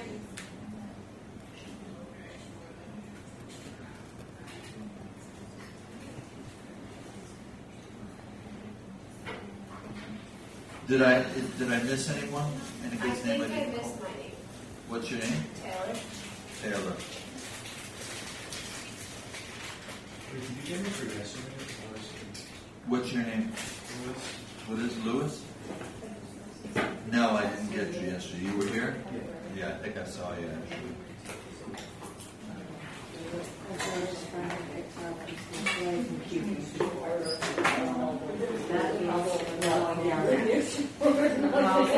Okay, guys, listen up. We're going to talk about the spinal cord.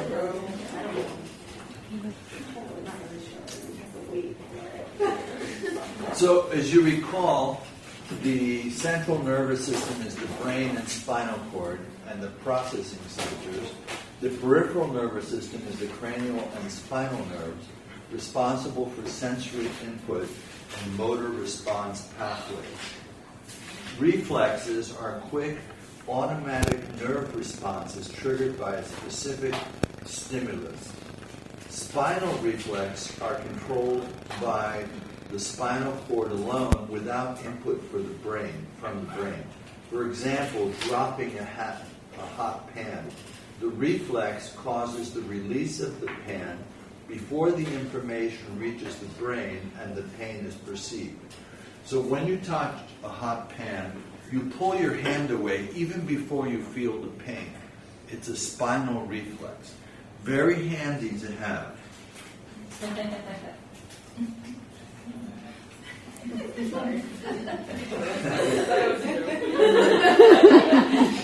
Wait, what's so funny? That was funny. Because you were like, it was like, Really it's very handy to have. You were Yeah, like, pull your hands away. That's right. That's right. That's good.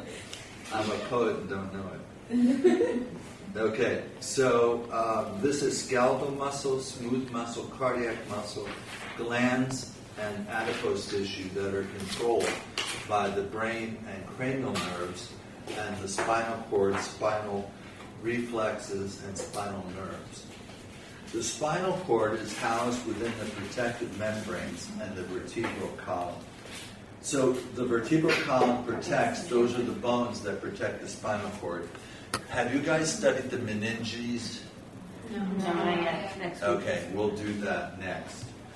It carries sensory and motor information between the brain and most other parts of the body, and it gives rise to spinal nerves. What did you guys cover today in the lab? Muscles. Which ones? Lower. Upper or lower? We do lower. Our exam next week is on all the muscles. Not like all of them though. Like he kind of like narrowed it down a little bit. Now I understand he made the lab practical a day after the test, Mm-hmm. right? That was nice. For the final. For the final. For the final. Next not for week the is next both one. Monday. Next week is both Monday. Yeah. Oh, okay. Gross anatomy of the spinal cord is about 18 inches long, about half an inch wide. It goes from the brain down to L1, L2. For a weird reason, it doesn't go all the way down the vertebral column. It stops growing around age 4, but the vertebral column still grows. It has 4 regions, the cervical, thoracic, lumbar, and sacral. It has bilateral symmetry. 31 segments give rise to spinal nerves. There's grooves that divide the spinal cord into left and right. The posterior median sulcus on the posterior side, and the anterior median fissure, which is deeper, and anterior groove. The central canal is a hole that runs down the middle of the spinal cord, and it contains cerebrospinal fluid. Let me get my clock out. Not that we'll need it tonight.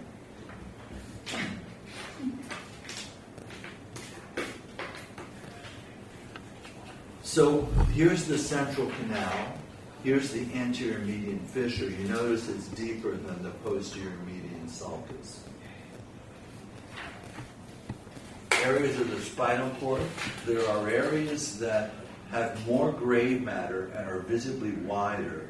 They supply the limbs. The cervical enlargement supplies the shoulder and upper limb. The lumbosacral enlargement supplies the pelvis and lower limb. The distal end of the spinal cord is called the conus medullaris. It comes to a cone at the end below the lumbar enlargement. The cauda equina is nerve roots below the conus medullaris. It looks like a horse's tail, and that's why the name is cauda equina. Equina means horse. Filum terminale is a thin thread of fibrous tissue at the end of the conus medullaris, and it attaches the spinal cord to the coccyx. So here is the cervical enlargement, notice a little wider, and the lumbosacral enlargement is a little wider. The conus medullaris is here, the cauda equina is here, the horse's tail. The filum terminale runs down the middle, and it attaches to the coccyx. Spinal roots and ganglia, 2 branches form spinal nerves. Spinal nerves are a combination of the anterior root and posterior root. Anterior root is also called the ventral root. They're axons of motor neurons. The posterior root, or dorsal root, is axons of sensory neurons. The spinal nerve roots divide into rootlets before entering and leaving the spinal cord. Like kitchens and kitchenettes, you have roots and rootlets, little roots. Spinal ganglia, also called the dorsal root ganglia. I prefer dorsal root ganglia instead of spinal ganglia. It contains cell bodies of sensory neurons that form the posterior root. Now, remember, cell bodies have the sensory neurons have their cell bodies off to the side. And they have one pole, so they're unipolar. As opposed to bipolar, which has 2 poles, as opposed to multipolar, which has multiple dendrites coming off the cell body. So this is bipolar. This is multipolar.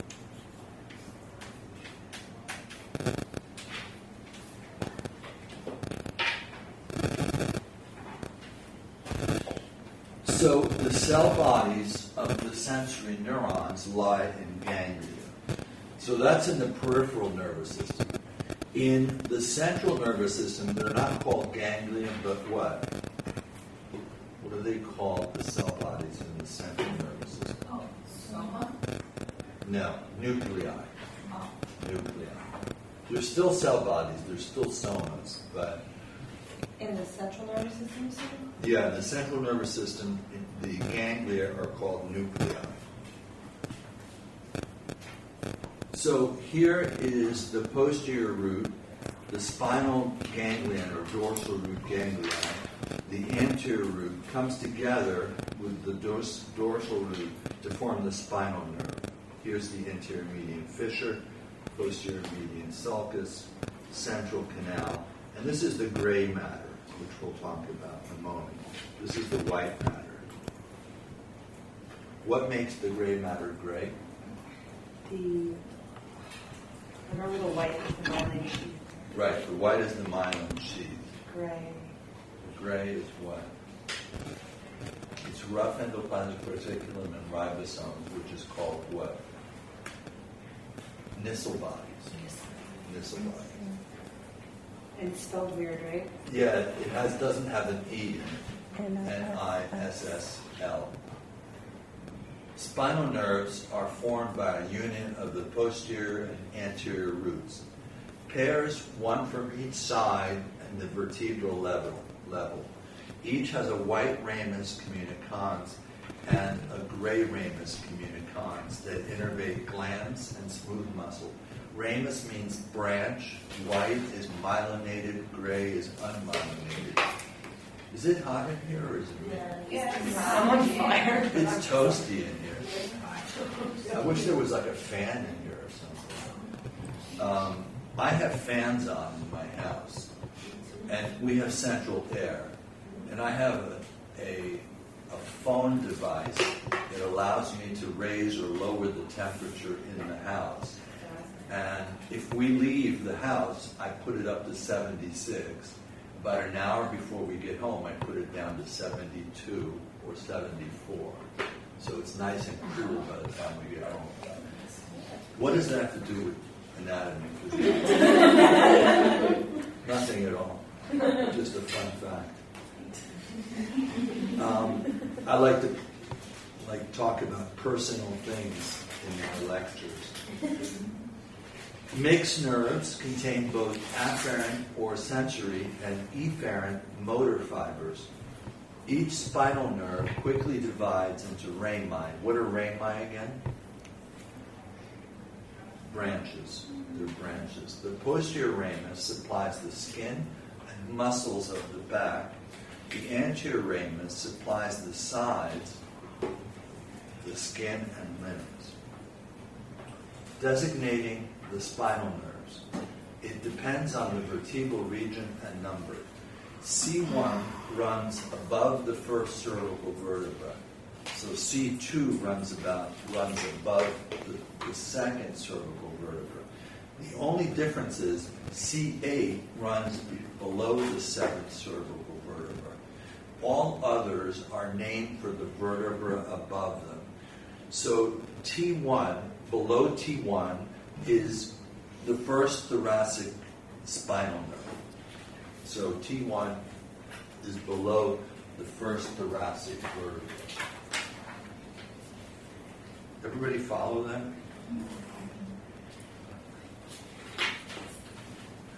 By the way, here's the conus medullaris that comes to a cone.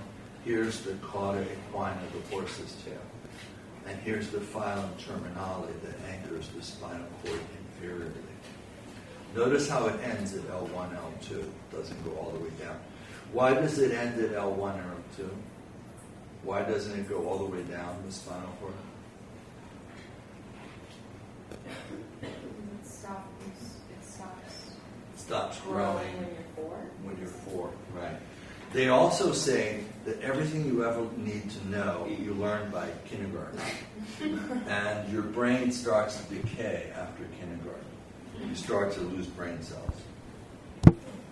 The spinal meninges are 3 specialized membranes surrounding the spinal cord and the brain. The dura mater is the outermost layer, the arachnoid mater is the middle layer, and the pia mater is the innermost layer. Anybody know what dura mater means? Means tough mother. Now, how many of you had a tough mother? Raise your hand if you've had a tough mother. Like she would throw a slipper at you if you misbehaved, and the slipper would go around the corner and hit you, and you'd be like, ow. What is arachnoid mother? What does arachnoid mean? Spider. Spider. Looks like spider web. Pia. What does pia mater mean? Means intimate. The innermost layer, the most intimate layer, is pia. Functions of the spinal meninges include to protect the spinal cord, to carry blood, and to carry the cerebrospinal fluid to act as a shock absorber. It's continuous with the cranial meninges, and you probably have heard of meningitis, right? Meningitis is an inflammation of the meninges. And how many of you have gotten the meningitis vaccine? Raise your hand. Nobody? Maybe as a baby. You have to have it to get into college. You can't get into college without a meningitis vaccine. You know why college? Because the doorway.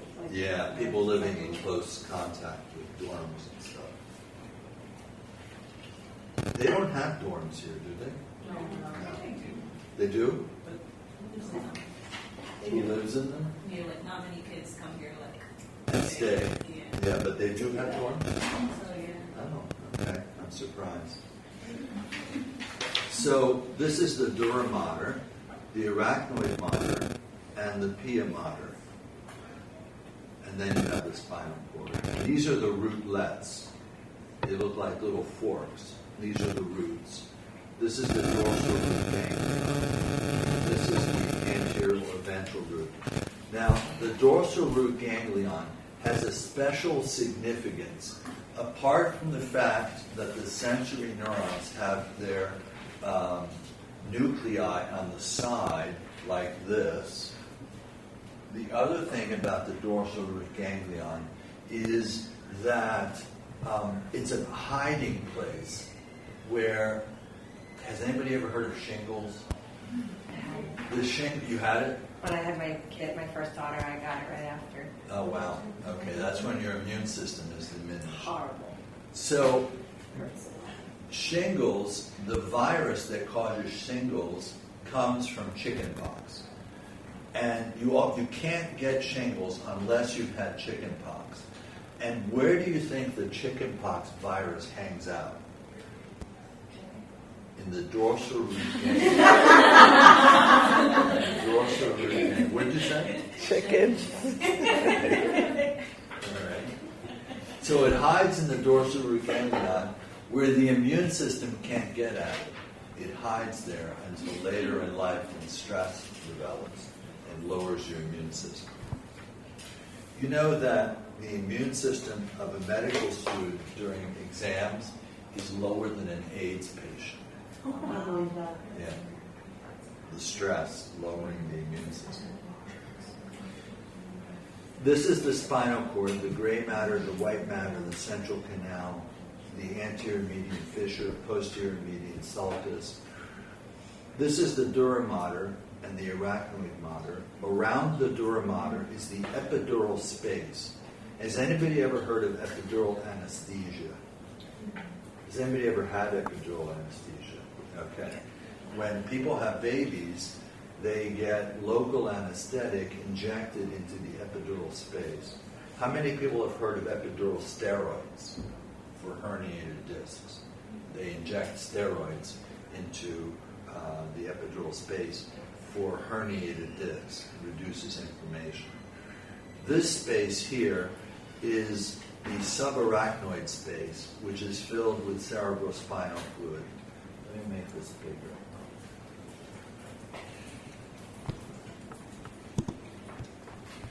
So this is the subarachnoid space here. This is the subdural space. The subdural space is underneath the dura mater and above the arachnoid mater. The subdural space is a theoretical space. It doesn't actually exist except if there's bleeding into it. It's a potential space. So the only time the subdural space exists is when there's bleeding into it. This is the denticulate ligament. This anchors the spinal cord to the side. Remember we said the filum terminale anchors the spinal cord to the coccyx. Well, this anchors it to the side. Denticulate comes from tooth, and it looks like a shark's tooth. You'll see a picture of it in a moment. The dura mater is the outermost meningeal layer. It's tough with dense collagen fibers. It's continuous with the cranial dura mater and fuses with the periosteum of the occipital bone. You guys remember the occipital bone? Yeah. Remember the frontal bone? The temporal bone? The sphenoid bone? All right. Temporal bone? Yeah. You remember your bones. Are they easier than the muscles? No, I think The muscles. muscles are more. Oh, I was gonna say the muscles are more difficult to like determine on the models. Right, right. So the muscles are harder than the bones? I think the muscles look different, so they're easier. Because I feel like the bones, everything, it took me like a minute just to know what bone I was looking at, and then I had to Right. identify it. Did he put bones on the table and you had to identify the bone? Did you have to identify the bone markings too, or no? Yes. That's unfair. And like no ligaments that attach to certain bone. Oh, that's unfair. Yeah, he asked what ligament attached to the fovea He's cavity. tough. Yes. Cruel but fair. Not fair? No. Just cruel. This test we hounded him for all the information. Oh, you did? I asked him probably 100 questions last year. Oh, yeah? To make sure He I knew gave what you was a on. breakdown. But of then what he was like, going oh, you on. don't need to know that. Oh, yeah, I'm not going to ask you that. I'm like, what are you not going to ask us? Like, I was trying to cross out half the Right. things because it's Right. a lot. Right. It shows And- he doesn't show us any of it on the models. Like he just shows us on the screen, and then we have to ask him like to show us on the models. When I taught lab, I taught specifically on the models, and I wouldn't show it on the screen at That's all. great. That's That's what we need. I would go through the models, Yeah, then we ask each him one. what's what, and he goes, well, it's not clear, so I can't give you that question. Yeah, he'll say, that's a deep muscle, so I'm not even going to ask it. But he won't tell us that unless we ask him. Yeah. So if What's- we didn't ask the question like, Right. Like, like I one of can't the see muscle this. under the bicep, I forget what it's called, and he was like, I'm not going to ask you that 'cause you can't see it. And I'm like, but it's on the sheets, and then I crossed that. He's like, yeah, I won't ask you any of The those. brachialis or the What? cortical Yeah. brachialis. Yeah, that one, second Yeah. one. We're like the soleus, like he was like the soleus or whatever. Soleus, right, Yeah, underneath yeah. the gastric. Yeah, he was like, I could just like pull it up and like show you, or like you might, and we're like, oh, okay, so will we or not? And what's the smallest muscle? I don't know. Here is it an ear muscle? It's an ear muscle, the stapedius. You what? He was like, I have in the past, but I don't know this time. I've asked that once or twice. I probably won't ask it now. Interesting, okay. But But if you ask him a big million deal, questions, yeah. he will What's answer that? them. And then he doesn't like put any surprises. Like if he says he's not going to ask it, he doesn't. He doesn't. But you have to ask him so that you know. Or He he gave won't him tell. his email, and it's not correct. I think he got your number from one of the people in our class. What's that? I think he got your number from someone in the class. He was saying something Yes. about your name today. He was asking, right? Asking for his contact. Asking for your contact. Yes, yes. So I got his cell phone number, so I can reach him to get the grades. So the distal end of the collagen fibers, the dense cord, is called the filum terminale. The epidural space is between the vertebra and the dura mater, superficial to the dura mater. What does dura mater mean again? Tough mother. Did your mother used to ride in a motorcycle gang? That's a tough mother. Subdural space is a potential space deep to the dura mater. Was your mother in the military? No. Okay. Didn't wear army boots. No. The arachnoid mater is the middle meningeal layer. It's two components: the arachnoid membrane, which is like a spiderweb layer of simple squamous epithelium. What is simple squamous epithelium? Single layer flat. Single layer flat. Well, you got to be paying attention on that one. The arachnoid trabeculae is a network of collagen and elastic fibers between the arachnoid membrane. The subarachnoid space is filled with cerebrospinal fluid, and it carries dissolved gases, nutrients, and wastes, in addition to being a shock absorber. Lumbar puncture or spinal tap, they take a needle and they put it into the subarachnoid space, and they withdraw fluid. Sometimes when you get a spinal tap or lumbar puncture, you get a headache that won't go away.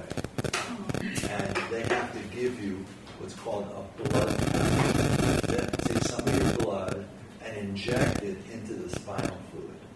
And that creates like a Band-Aid to keep cerebrospinal fluid from leaking out, causing the headache. A blood patch. You won't hear that anywhere else.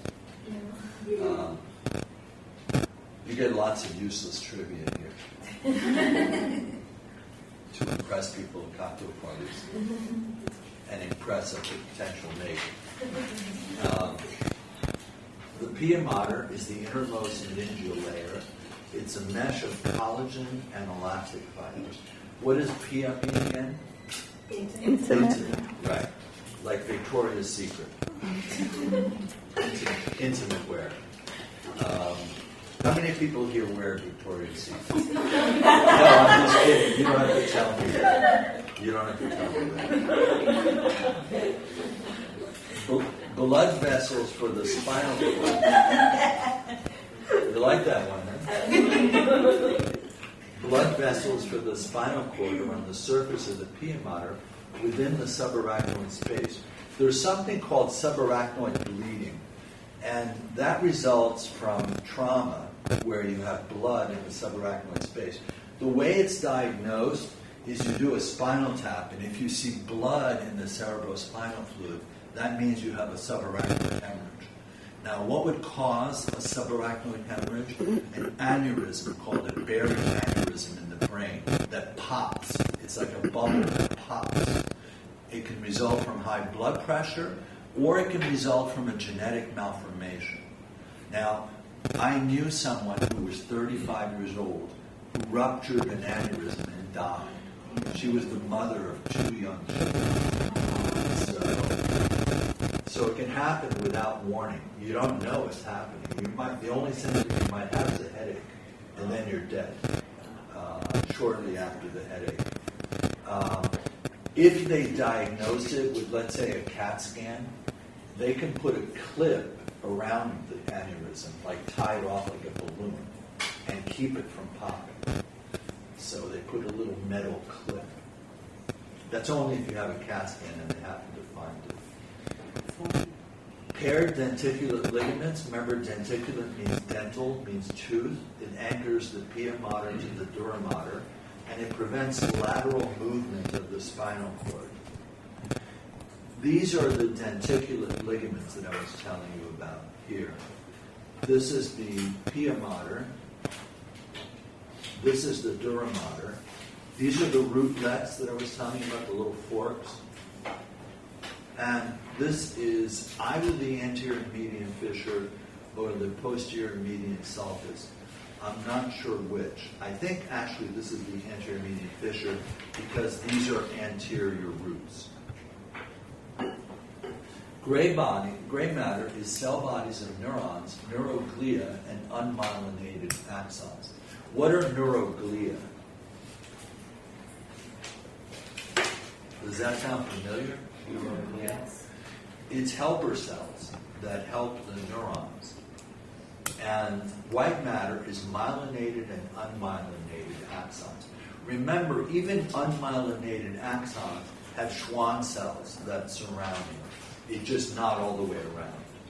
You said it helps the neurons? It helps the neurons. They're helper cells.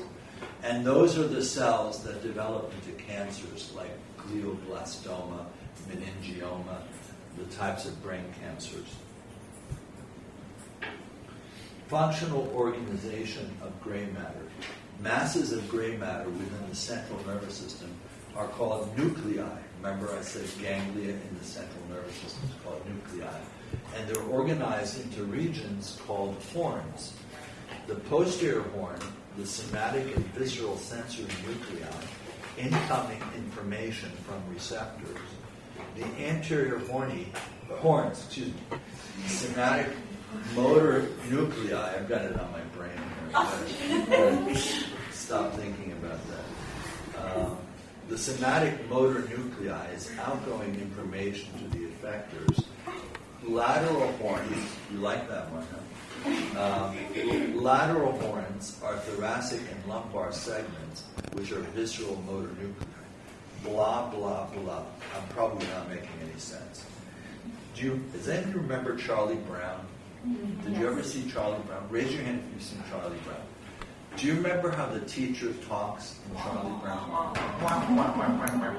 That's how I feel sometimes.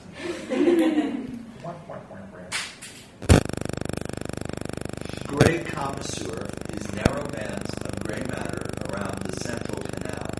Axons cross here to the other side of the spinal cord. Commissure means crossing over. Sensory and motor nuclei occur within the gray matter, determine which body part it controls. I don't know what that means. I just said it, but I don't know what it means. So here's the anterior median fissure. Here's the posterior median sulcus. This is the dorsal horn, posterior horn. This is the ventral or anterior horn. This is the white matter. And this is the lateral horn. You can't really see it very well. In other slices, you can see it better, the lateral horn. It's annoying.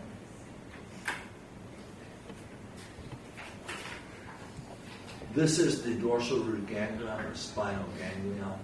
And this is the dorsal root. This is the ventral root. Structural organization of the white matter. There's 3 columns, a posterior white column between the posterior horns and the posterior median sulcus. There's the anterior white columns between the anterior horns and the anterior median fissure. The anterior white commissure is where axons cross from one side of the spinal cord to the other. Lateral white columns are on either side of the spinal cord between the anterior and posterior columns. So here's the posterior columns in the back. Here's the lateral columns, white columns. Here's the anterior white columns. Remember, this is the front where the anterior median fissure is. Here's the back where the posterior median sulcus is. This is the posterior horn. This is the lateral horn. This is the anterior or ventral horn. Tract is a bundle of axons in the central nervous system. In the peripheral nervous system, we call those axons nerves. In the central nervous system, instead of calling them nerves, we call them tracts. It relays the same type of information in the same direction. Ascending tracts are sensory tracts. They take sensory information up towards the brain. Descending tracts go down from the brain to the spinal cord and the rest of the body. They send motor commands down. There's 3 connective tissue layers around spinal nerves: the epineurium, perineurium, and endoneurium. What does that sound like? Oh, epimysium, paramysium. Yeah, same terms, right? So epineurium is the outermost layer with collagen fibers. Perineurium is the middle layer that separates the nerve into fascicles, which are axon bundles. The endoneurium is the innermost that surrounds individual axons. So here is the epineurium. This is a bundle of axons, and the perineurium surrounds it. And this is the endoneurium surrounding individual nerve fibers. And this is the Schwann cells that cover the axon. This is a scanning electron microscope of a group of peripheral nerve fibers, colorized to see the inside. Spinal nerves is a pair of spinal nerves that emerge laterally from each spinal cord segment. It's formed by the junction of the anterior and posterior roots. All spinal nerves are mixed nerves. That's very important. What is a mixed nerve?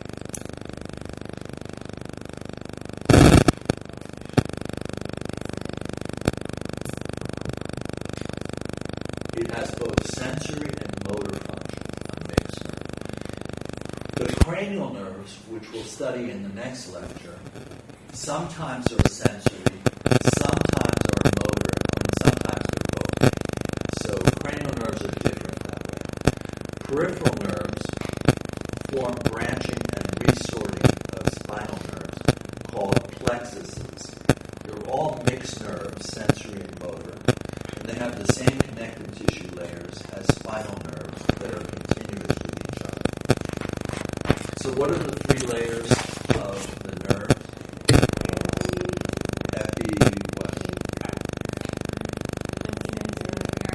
Epineurin, perineurium,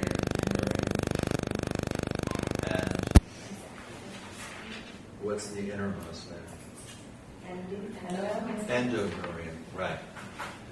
Sensory nerves, in addition to motor impulses, the posterior, anterior, and white rami also carry sensory information.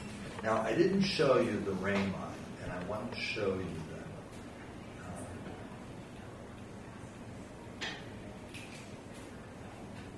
that. Okay. So, this is the spinal process. What's it called? The spinal process. What's that? Spinous process, right? Spinous process. This is the dorsal or posterior ramus. This is the anterior ramus. This goes to the muscles and skin of the back. The anterior ramus wraps around the sides and the front. This is the autonomic sympathetic ganglion. And this is the white ramus communicantes. And this is the gray ramus communicantes. This goes to autonomic structures such as smooth muscle, cardiac muscle, lungs, and glands. So I just wanted to show you what it means to have rami. Rami means branches.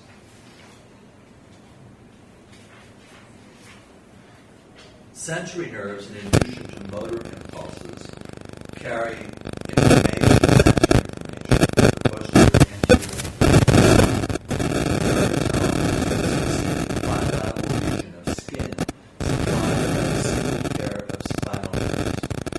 This is what a dermatome looks like. These are stripes corresponding to the spinal nerves. So T10 is where the belly button is.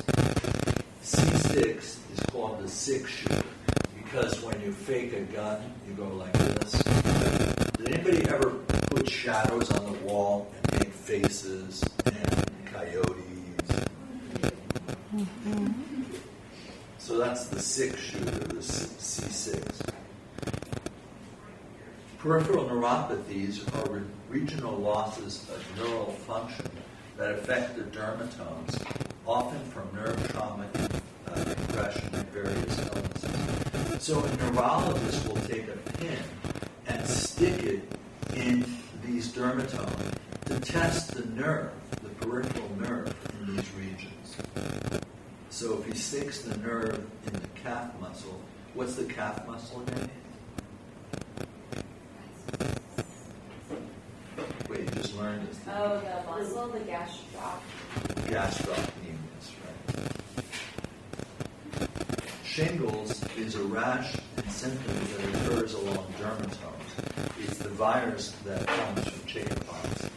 And this is what shingles looks like. It's a red rash that's raised, and it's very painful. It's very painful. Now, a patient came to me one time, and they said they had pain in this region, and we couldn't figure out what the pain was. The next day they called and said they had a rash along the stripe, so we realized it was shingles that came in. And you give antiviral medications for it to help lessen the duration. Sometimes they give steroids as well.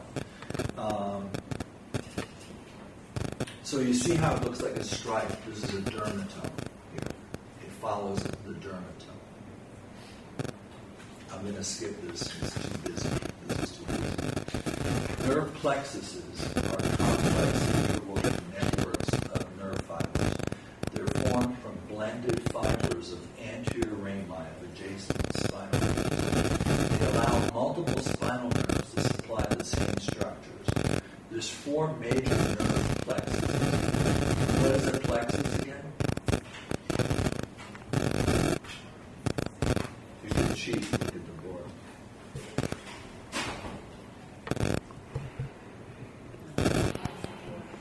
The complex network. It's a network. Nets, like you see, like a fish net, crosses over. The 4 major nerve plexuses is the cervical plexus, the brachial plexus, the lumbar plexus, and the sacral plexus. Here you can see the cervical plexus, the brachial plexus goes to the arms, the sacral plexus, the lumbar plexus goes to the hips and the front of the leg. The sacral plexus goes to the sciatic nerve, which is the longest and largest nerve in the body, the sciatic nerve. Don't be surprised if I ask that on the test. The sciatic nerve is the longest and largest nerve in the body. Has anybody ever heard of sciatica? That's pain along the sciatic nerve. And it can be caused by spasm of the buttock muscles, or it can be caused by herniated disc in the L4, L5, or L5, S1 region. The cervical plexus includes the anterior rami and the spinal nerves C1 through C5. It innervates the scalp behind the ear, neck, and diaphragm. The only nerve from the cervical plexus that I want you to know about is the one that is bold, the phrenic nerve. It controls the diaphragm. It comes from C3, 4, and 5. C3, 4, and 5 keep the diaphragm alive. C3, 4, and 5 keep the diaphragm alive. Is it missing from your slides? I don't have it. You don't have it, maybe it got skipped. So the cervical plexus, the phrenic nerve, is the most important. Why? Because you couldn't breathe without your phrenic nerve. So if you have a traumatic neck injury where you break your neck and you've cut the spinal cord, not only can you not feel below the neck or move below the neck, but you paralyze the diaphragm and you couldn't breathe without being on a ventilator. So here's the cervical plexus, and the phrenic nerve is here. I can't find it. It looks like the brachial plexus innervates the pectoral girdle, the upper back, and the upper leg.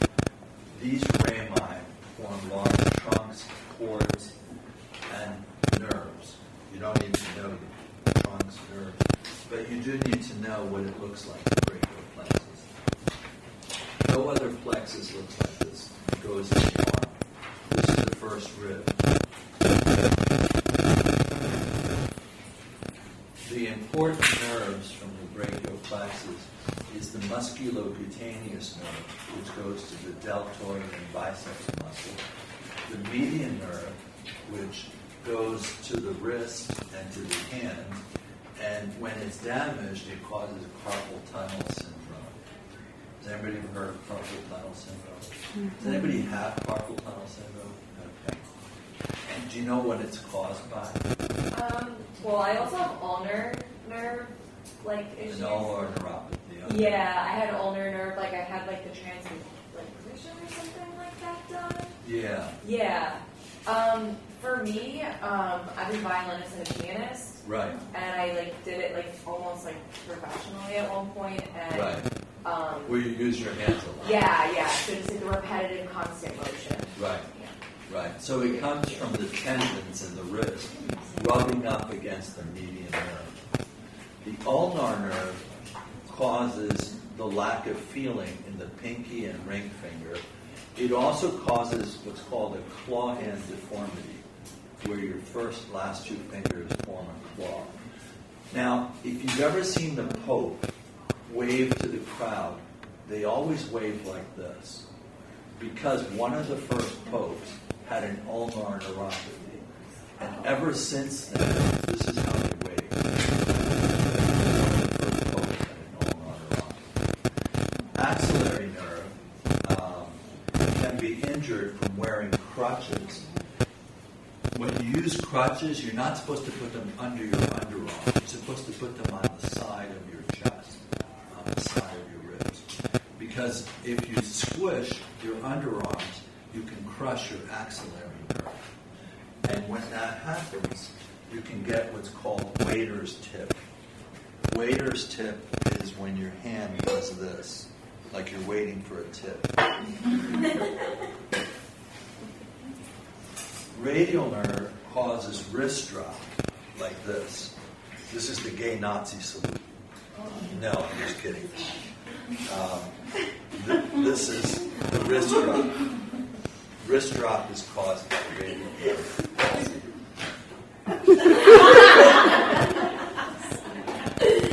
Did I say that? I didn't say. I'll deny that. The hand is innervated by the ulnar, median, and radial nerves. The median nerves pass through the small carpal tunnel of the anterior wrist, along with several muscle tendons. Carpal tunnel syndrome is an impression of the median nerve, usually when adjacent tendons are swollen from repetitive stress. It causes change or loss of sensation in the area supplied by the median nerve. It can cause numbness and tingling, burning, worse at night, where you lay under your pillow, your hand, and you have to shake your hands to restore not circulation, but nerve flow to your hands. It comes from people who are drummers, guitarists, pianists, stenographers, typists, people that use their hands repetitively.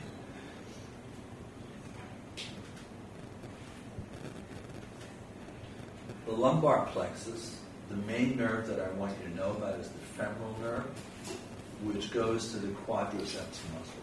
Did you guys study the quadriceps muscle? Do you know the four parts of the quadriceps? Not really. The vastus lateralis, vastus intermedius, vastus medialis, and the rectus femoris. Those are the four muscles. The genitofemoral and the lateral femoral cutaneous nerve wrap around under your belt. And people who wear heavy belts, like policemen, carpenters, will develop what's called neuralgia paresthetica, where it's a neuropathy of the nerves being crushed against the belt, the ilioinguinal and the genitofemoral nerve. It's called neuralgia paresthetica. You probably don't need to know that, but I don't know which one is the femoral nerve. It's in here somewhere. Looks like spaghetti. Sacral plexus, the major nerve is the sciatic nerve. I want you to know that. The sciatic nerve is the largest and longest nerve in the body. This is the sciatic nerve. You can tell it's a wide nerve. And it comes from L5 down to S3.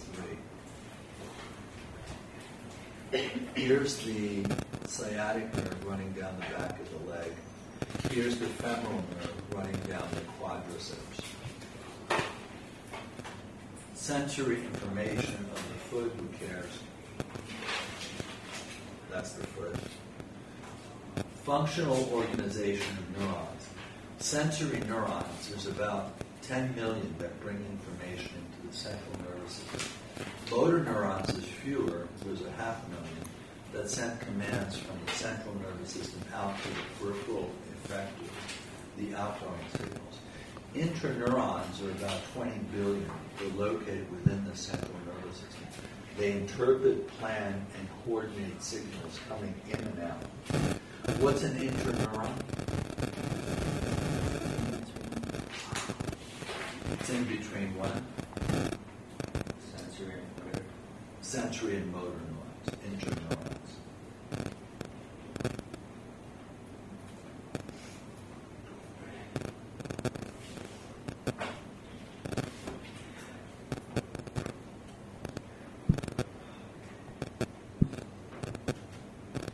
Neuronal pools, there's 5 types of neural circuits: divergence, convergence, serial processing, parallel processing, and reverberation. Divergence spreads information from one neuron to many neurons. Convergence takes several neurons that synapse on a single neuron. So this is divergence, where you have one neuron that splits into several neurons. Convergence is several neurons that connect to one neuron. Serial processing and parallel processing. This is serial processing, one neuron after another. This is parallel processing, where you have 2 neurons that go to 3 neurons and 3 other neurons. They run in parallel to each other. When you have parallel processing, it says that if you step on a bee, the signal spreads through several neuronal pools, so you can shift your weight, lift your foot, and yell in pain about the same time. Anybody ever get stung by a bee? No? I got stung by a bee at a football game. Out of nowhere, a crowd of like 10,000 people. A bee crawled into my shirt and stung me in the underarm. Why me? Out of 10,000 people. He liked my deodorant or something. Reverberation is a positive feedback loop, and it helps maintain consciousness, breathing, and muscle coordination. This is reverberation. Notice the neuron connects to another neuron, and then an axon collateral connects back to the original neuron. So it reverberates, it goes back and forth. And this is one of the ways that we remember phone numbers. This circuit, this circular circuit. And we can remember up to 7 numbers in a phone number. That's why there's 7 numbers in a phone number. Because that's how many you can remember easily without the area code. So, do you ever practice a phone number when you're trying to memorize it? You repeat it over and over again, and you eventually get the phone number, unless someone says 1, 2, 3, 4, 5, and then you lose the phone number because it distracts you. Neural reflexes are rapid automatic responses to a specific stimulus. They're the basic building blocks of neural function. A specific reflex produces the same motor response each time. There's 5 components of a reflex arc. I'm going to ask you this on the test. The 5 components of the reflex arc. Sensory receptor, sensory neuron, information processing in the central nervous system, a motor neuron, and an effector. Events in a spinal reflex. Step 1. The stimulus activates a receptor. Step 2. With enough stimulation, the action potential is generated in a sensory neuron. The axon enters the spinal cord via the posterior or dorsal root. Step 3. Information processing in the spinal cord usually occurs at one or more interneurons. Interneurons stimulate action potentials in a motor neuron, and its axons lead via the anterior root. The motor neuron stimulates an effector, whether it be a muscle or a gland. So this is events in a reflex arc. This is the stimulus. This guy is unfortunate enough to put his hand on a tack. We used to do this in grade school. We used to put a tack on the teacher's seat. And they would sit on the tack. And we loved that. We thought that was really fun. So the receptor picks up the signal, sends it into the sensory neuron, sends it to an interneuron, and then a motor neuron, which goes to the effector. The effector in this case is this muscle here. What muscle is that? Biceps brachii. And it lifts the hand away from the tack. Why do we call it biceps brachii? Why not just biceps? There's the two, There's a biceps femoris, right? And then biceps brachii. Brachii means arm. Femoris means thigh. We're going to watch another smart art video. Welcome to another Anatomy and Physiology Smart Art video, where we guide you through an important piece of art. After watching this video, you should be able to describe the 5 steps in a reflex arc. Notice we have 3 different kinds of lines to show what's going on. A red line is a stimulated sensory neuron. A white line shows an excitatory interneuron. And a black line shows a stimulated motor neuron. Let's start on the left with step 1, stimulation of a receptor. Here, the stimulus is that you touch a sharp tack, which stimulates pain receptors in your hand. Now, let's move clockwise to step 2, activation of a sensory neuron. Your stimulated pain receptors shoot action potentials to the posterior root ganglion and then to your spinal cord. Notice that this red line indicates a stimulated sensory neuron. And also notice here. Notice that the posterior root ganglion, or dorsal root ganglion, has a cell body that sticks out to the side. So it's a unipolar neuron. The cell body of the sensory neuron is located in the posterior root ganglion. Step 3. The information travels to your CNS for processing. Excitatory neurotransmitters are released by the sensory neuron, which stimulates an interneuron. This interneuron, shown here in white, integrates this information from the sensory neuron with other arriving stimuli and initiates step 4, the activation of the motor neuron. This motor neuron, shown here in black with its cell body located in the anterior horn of the spinal cord, sends action potentials to the periphery via the anterior root of the spinal nerve. Simultaneously, the interneuron may relay information such as pain to higher brain centers via axon collaterals. In step 5, motor neuron action potentials trigger the release of neurotransmitters, leading to the response of a peripheral effector. Here we see the signal branching to act on several skeletal muscle fibers. These muscle fibers, located in your arm, contract to withdraw your hand from the painful stimulus. In summary, a reflex arc consists of the stimulation of a receptor, activation of a sensory neuron, information processing in the central nervous system, activation of the motor neuron, and the response of a peripheral effector. So what? Why is it important to understand reflexes? Well, reflexes are incredibly important because they don't require you to pause and think. If you accidentally touch something sharp or hot, it's important to immediately withdraw to minimize tissue damage. While the pain receptors in your brain will be notified, which is how you interpret and feel pain, the reflexes occur independent of thought. Have you ever noticed how you withdraw your hand an instant before you actually feel pain? In addition, specific spinal segments control specific reflexes. So, testing the reflexes of the patient can tell a clinician the location and severity of I skipped something I wanted to show you. Welcome to another Anatomy and Physiology response of a peripheral effector. While the pain receptor is dependent on thought, you actually specific spinal segments control specific reflexes. So, this is the biceps reflex where you take a rubber hammer and at the elbow you tap it with your finger on the rubber hammer. This is the triceps reflex. That causes your arm to extend. The biceps reflex causes your arm to flex. This is the Achilles reflex, the ankle jerk reflex, causes your leg to go down.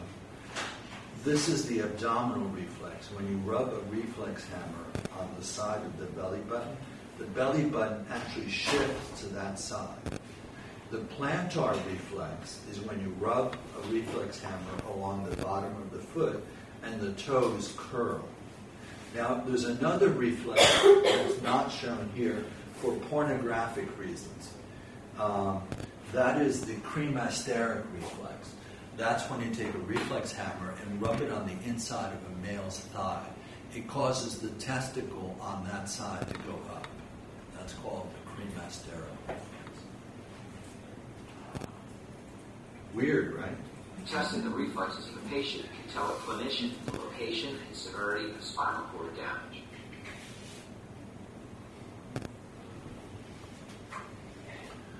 Four types of classifications of reflex: development, motor response, complexity of a neural circuit, and site of information processing. Reflexes can be innate or acquired. Innate reflexes are basic neural reflexes formed before birth, and they're genetically informed. For example, the withdrawal reflex, chewing reflex, visual tracking, and the sucking reflex. The other reflex that you see, if you ever put your fingers in a baby's hand, they wrap their fingers around your hand, around your finger. Acquired reflexes are learned motor patterns. Repetition enhances them. For example, braking in a car in an emergency, you see red lights in front of you and you slam on the brakes. In my car, if you get too close to a car in front of you, you're about to ram it, it says, warning, warning, warning, I think collision. I'm so dependent on that, and when I drive someone's car that doesn't have it, I'm always afraid I'm going to hit somebody. Yeah, The only way I know to brake now if I'm too close to someone is because of the beeping noise, right? We become dependent on technology. Somatic reflexes control skeletal muscle contractions. Superficial reflexes stimuli the skin and mucous membranes. Stretch or deep tendon reflexes such as the patellar or knee-jerk reflexes. Immediate, important, and emergency slipping and cutting the finger. Visceral reflexes, autonomic reflexes, control factors like smooth muscle, cardiac reflex. Has anybody ever shown a light in somebody's pupil and their pupil constricts? That is a visceral reflex. Another reflex is to touch the eye with a Q-tip. It causes blinking. Another visceral reflex is if I do this. If I go to punch this young lady in the eye and she blinks at the last second, that's a visceral reflex. I'm not good with connecting, which is good. I took karate in a community college because I needed like a basket weaving course with my credits. So I took karate, and the teacher was an Olympic karate specialist at a community college. Monosynaptic reflex is a single synapse. It's the simplest reflex arm. Sensory neuron synapse is directed with a motor neuron, and it's a fast response because there's only one connection between the sensory and motor neuron. A polysynaptic reflex is where you have at least one interneuron or more between the sensory neuron and the motor neuron. This is most common. It has a slower response because the delay increases with the number of synapses involved. The longer the path, the longer the delay. Intersegmental reflex arms, many spinal cord segments interact, producing a variable response. Sites of information processing. Spinal reflexes occur in the spinal cord. Cranial reflexes occur in the brain. So the one where you shine the light in the pupil and it constricts is a cranial reflex. The knee-jerk reflex is a spinal reflex. By the way, when you do the knee-jerk reflex, you're supposed to distract the person so they don't think about the fact that their knee is going to go up. The The way that I distract them is I have them squeeze my finger as hard as they can. And I do the knee-jerk reflex, and inevitably it goes up. But if I don't do that, their leg won't go up. Because they think about it. So reflexes can be determined by development. Innate reflexes are genetically determined. Acquired reflexes are learned. The response, somatic reflexes, control skeletal muscle contractions and include superficial and stretch reflexes. Visceral autonomic reflexes control actions of smooth muscle, cardiac muscle, and glands. Complexity of circuit, monosynaptic is one synapse, polysynaptic is multiple synapses, 2 up to several hundred synapses. Processing site, spinal reflexes occur in the spinal cord, cranial reflex occurs in the brain. The stretch reflex regulates skeletal muscle length throughout the body. It's very rapid. It has large myelinated fibers. An example is the patellar regions. Remember, the larger the nerve is, the axon, the more myelinated it is, the faster it is. So nerve fibers that are small and unmyelinated are slower. Steps in a stretch reflex. Stimulus, muscle stretching, causes distortion of the receptor that sends an action through a sensory neuron. The sensory neuron synapses with motor neurons in the spinal cord. Motor neurons send signals to the motor units and triggers a reflexive contraction of stretched muscle. Blah, blah, blah. So here's a stretch reflex. The rubber hammer is banged against the patellar ligament. There's a reflex arc where the sensory information goes to a motor neuron. Notice there is no interneuron. It goes directly to the motor neuron. And it stimulates the muscle to contract so that it causes the quadriceps to contract, and the response is the extension of the leg. So is there an affector there? Is there a what? Affector? Would No. it be the, no, just the. Just effective. Muscle spindles are made of bundles of specialized fibers called intrafusal muscle fibers. They're different from extrafusal muscle fibers. Extrafusal muscle fibers are what you typically think of when you think of a muscle. Intrafusal muscle fibers have receptors that detect stretch. And this is what they look like. So here's the extrafusal muscle fibers. These are the intrafusal muscle fibers with the sensory receptors. Postural reflexes include both stretch reflexes, which are monosynaptic, and also complex polysynaptic reflexes. It helps maintain normal upright posture. It often involves multiple muscle groups like the back and abdominal muscles. It maintains firm muscle tone. Its extremely sensitive receptors allow constant fine adjustments to be made as needed. Polysynaptic reflexes are more complicated than monosynaptic reflexes. Interneurons can control multiple muscle groups. They produce EPSPs or IPSPs. What does that stand for, EPSP? It's excitatory. Excitatory. Postsynaptic potential? Yes, excitatory postsynaptic potential. What is IPSP? Inhibitory postsynaptic. Right. It stimulates some muscles and inhibits others. For example, the tendon reflex, the withdrawal reflex, and the crossed extensor reflex.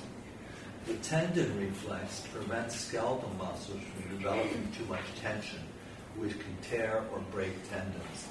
Sensory receptors are called the Golgi tendon organs. They're stimulated when collagen fibers are overstretched. It stimulates inhibitory interneurons in the spinal cord. More muscle tension leads to more muscle inhibition. So this is opposite the stretch reflex. To prevent the muscle from being pulled apart, the Golgi tendon end organ causes the muscle to relax so it doesn't pull apart. The withdrawal reflex moves a body part away from a stimulus. An example is the flexor reflex in the limbs, where you pull a hand away from a hot pan. The strength and extent of the response depends on the intensity and location of the stimulus. Reciprocal inhibition. For the flexor reflex to work, the stretch reflex of an antagonistic muscle, the extensor muscle, must be inhibited. That's called reciprocal inhibition by interneurons. When flexors contract, extensors relax. When extensors contract, flexors react. So if I put my hand on attack, my bicep goes up, but my tricep gets inhibited to allow that motion to occur. So this is the withdrawal reflex. It causes you to pull away from a hot pan. Sensor information goes to an interneuron. The interneuron sends positive information to EPSPs, to the biceps muscle, and it sends EPSPs to the triceps muscles to cause inhibition of the tricep muscle to allow the hand, the biceps muscle, to pull the hand away from the hot pan. Ipsilateral reflex arcs occur on the same side of the body as the stimulus. Stretch reflexes, tendon reflexes, and withdrawal reflexes are all ipsilateral reflex arcs. Crossed extensor reflexes involve contralateral reflex arcs. In other words, they occur on the side opposite the stimulus. The crossed extensor reflexes are coordinated with the flexor reflex. So if you step on something sharp, before the flexor reflex can lift the injured foot, the crossed extensor reflex straightens the opposite limb to receive the body weight, and then the flexor reflex can occur. So before you pull your foot away from the tack, you straighten out your opposite leg to hold the weight, and then you lift your foot up so you don't tip over. I hate when you tip over. So this is the crossed extensor reflex. You step on a painful stimulus. It sends information to the quadriceps muscle to pull it up. And before it does that, it sends information to the quadriceps to straighten out to allow you to weight bear. And then you can lift your leg up. 5 general characteristics of postsynaptic reflexes. They involve pools of interneurons which may cause excitation or inhibition. They involve more than one spinal segment. It can activate muscles in multiple areas. It involves reciprocal inhibition, which coordinates contractions and reduces resistance. It has reverberating circuits, which prolongs reflexive motor response. And several reflexes may cooperate to produce coordinated, controlled response. Integration and control of spinal reflexes. Reflex behaviors are automatic, but processing centers in the brain can facilitate or inhibit a spinal reflex motor pattern. So the knee-jerk reflex, when a patient sits on the table, and if you bang against the knee, if they think about it, they can keep their leg from bouncing. That's why I distract. So the brain can inhibit the reflex.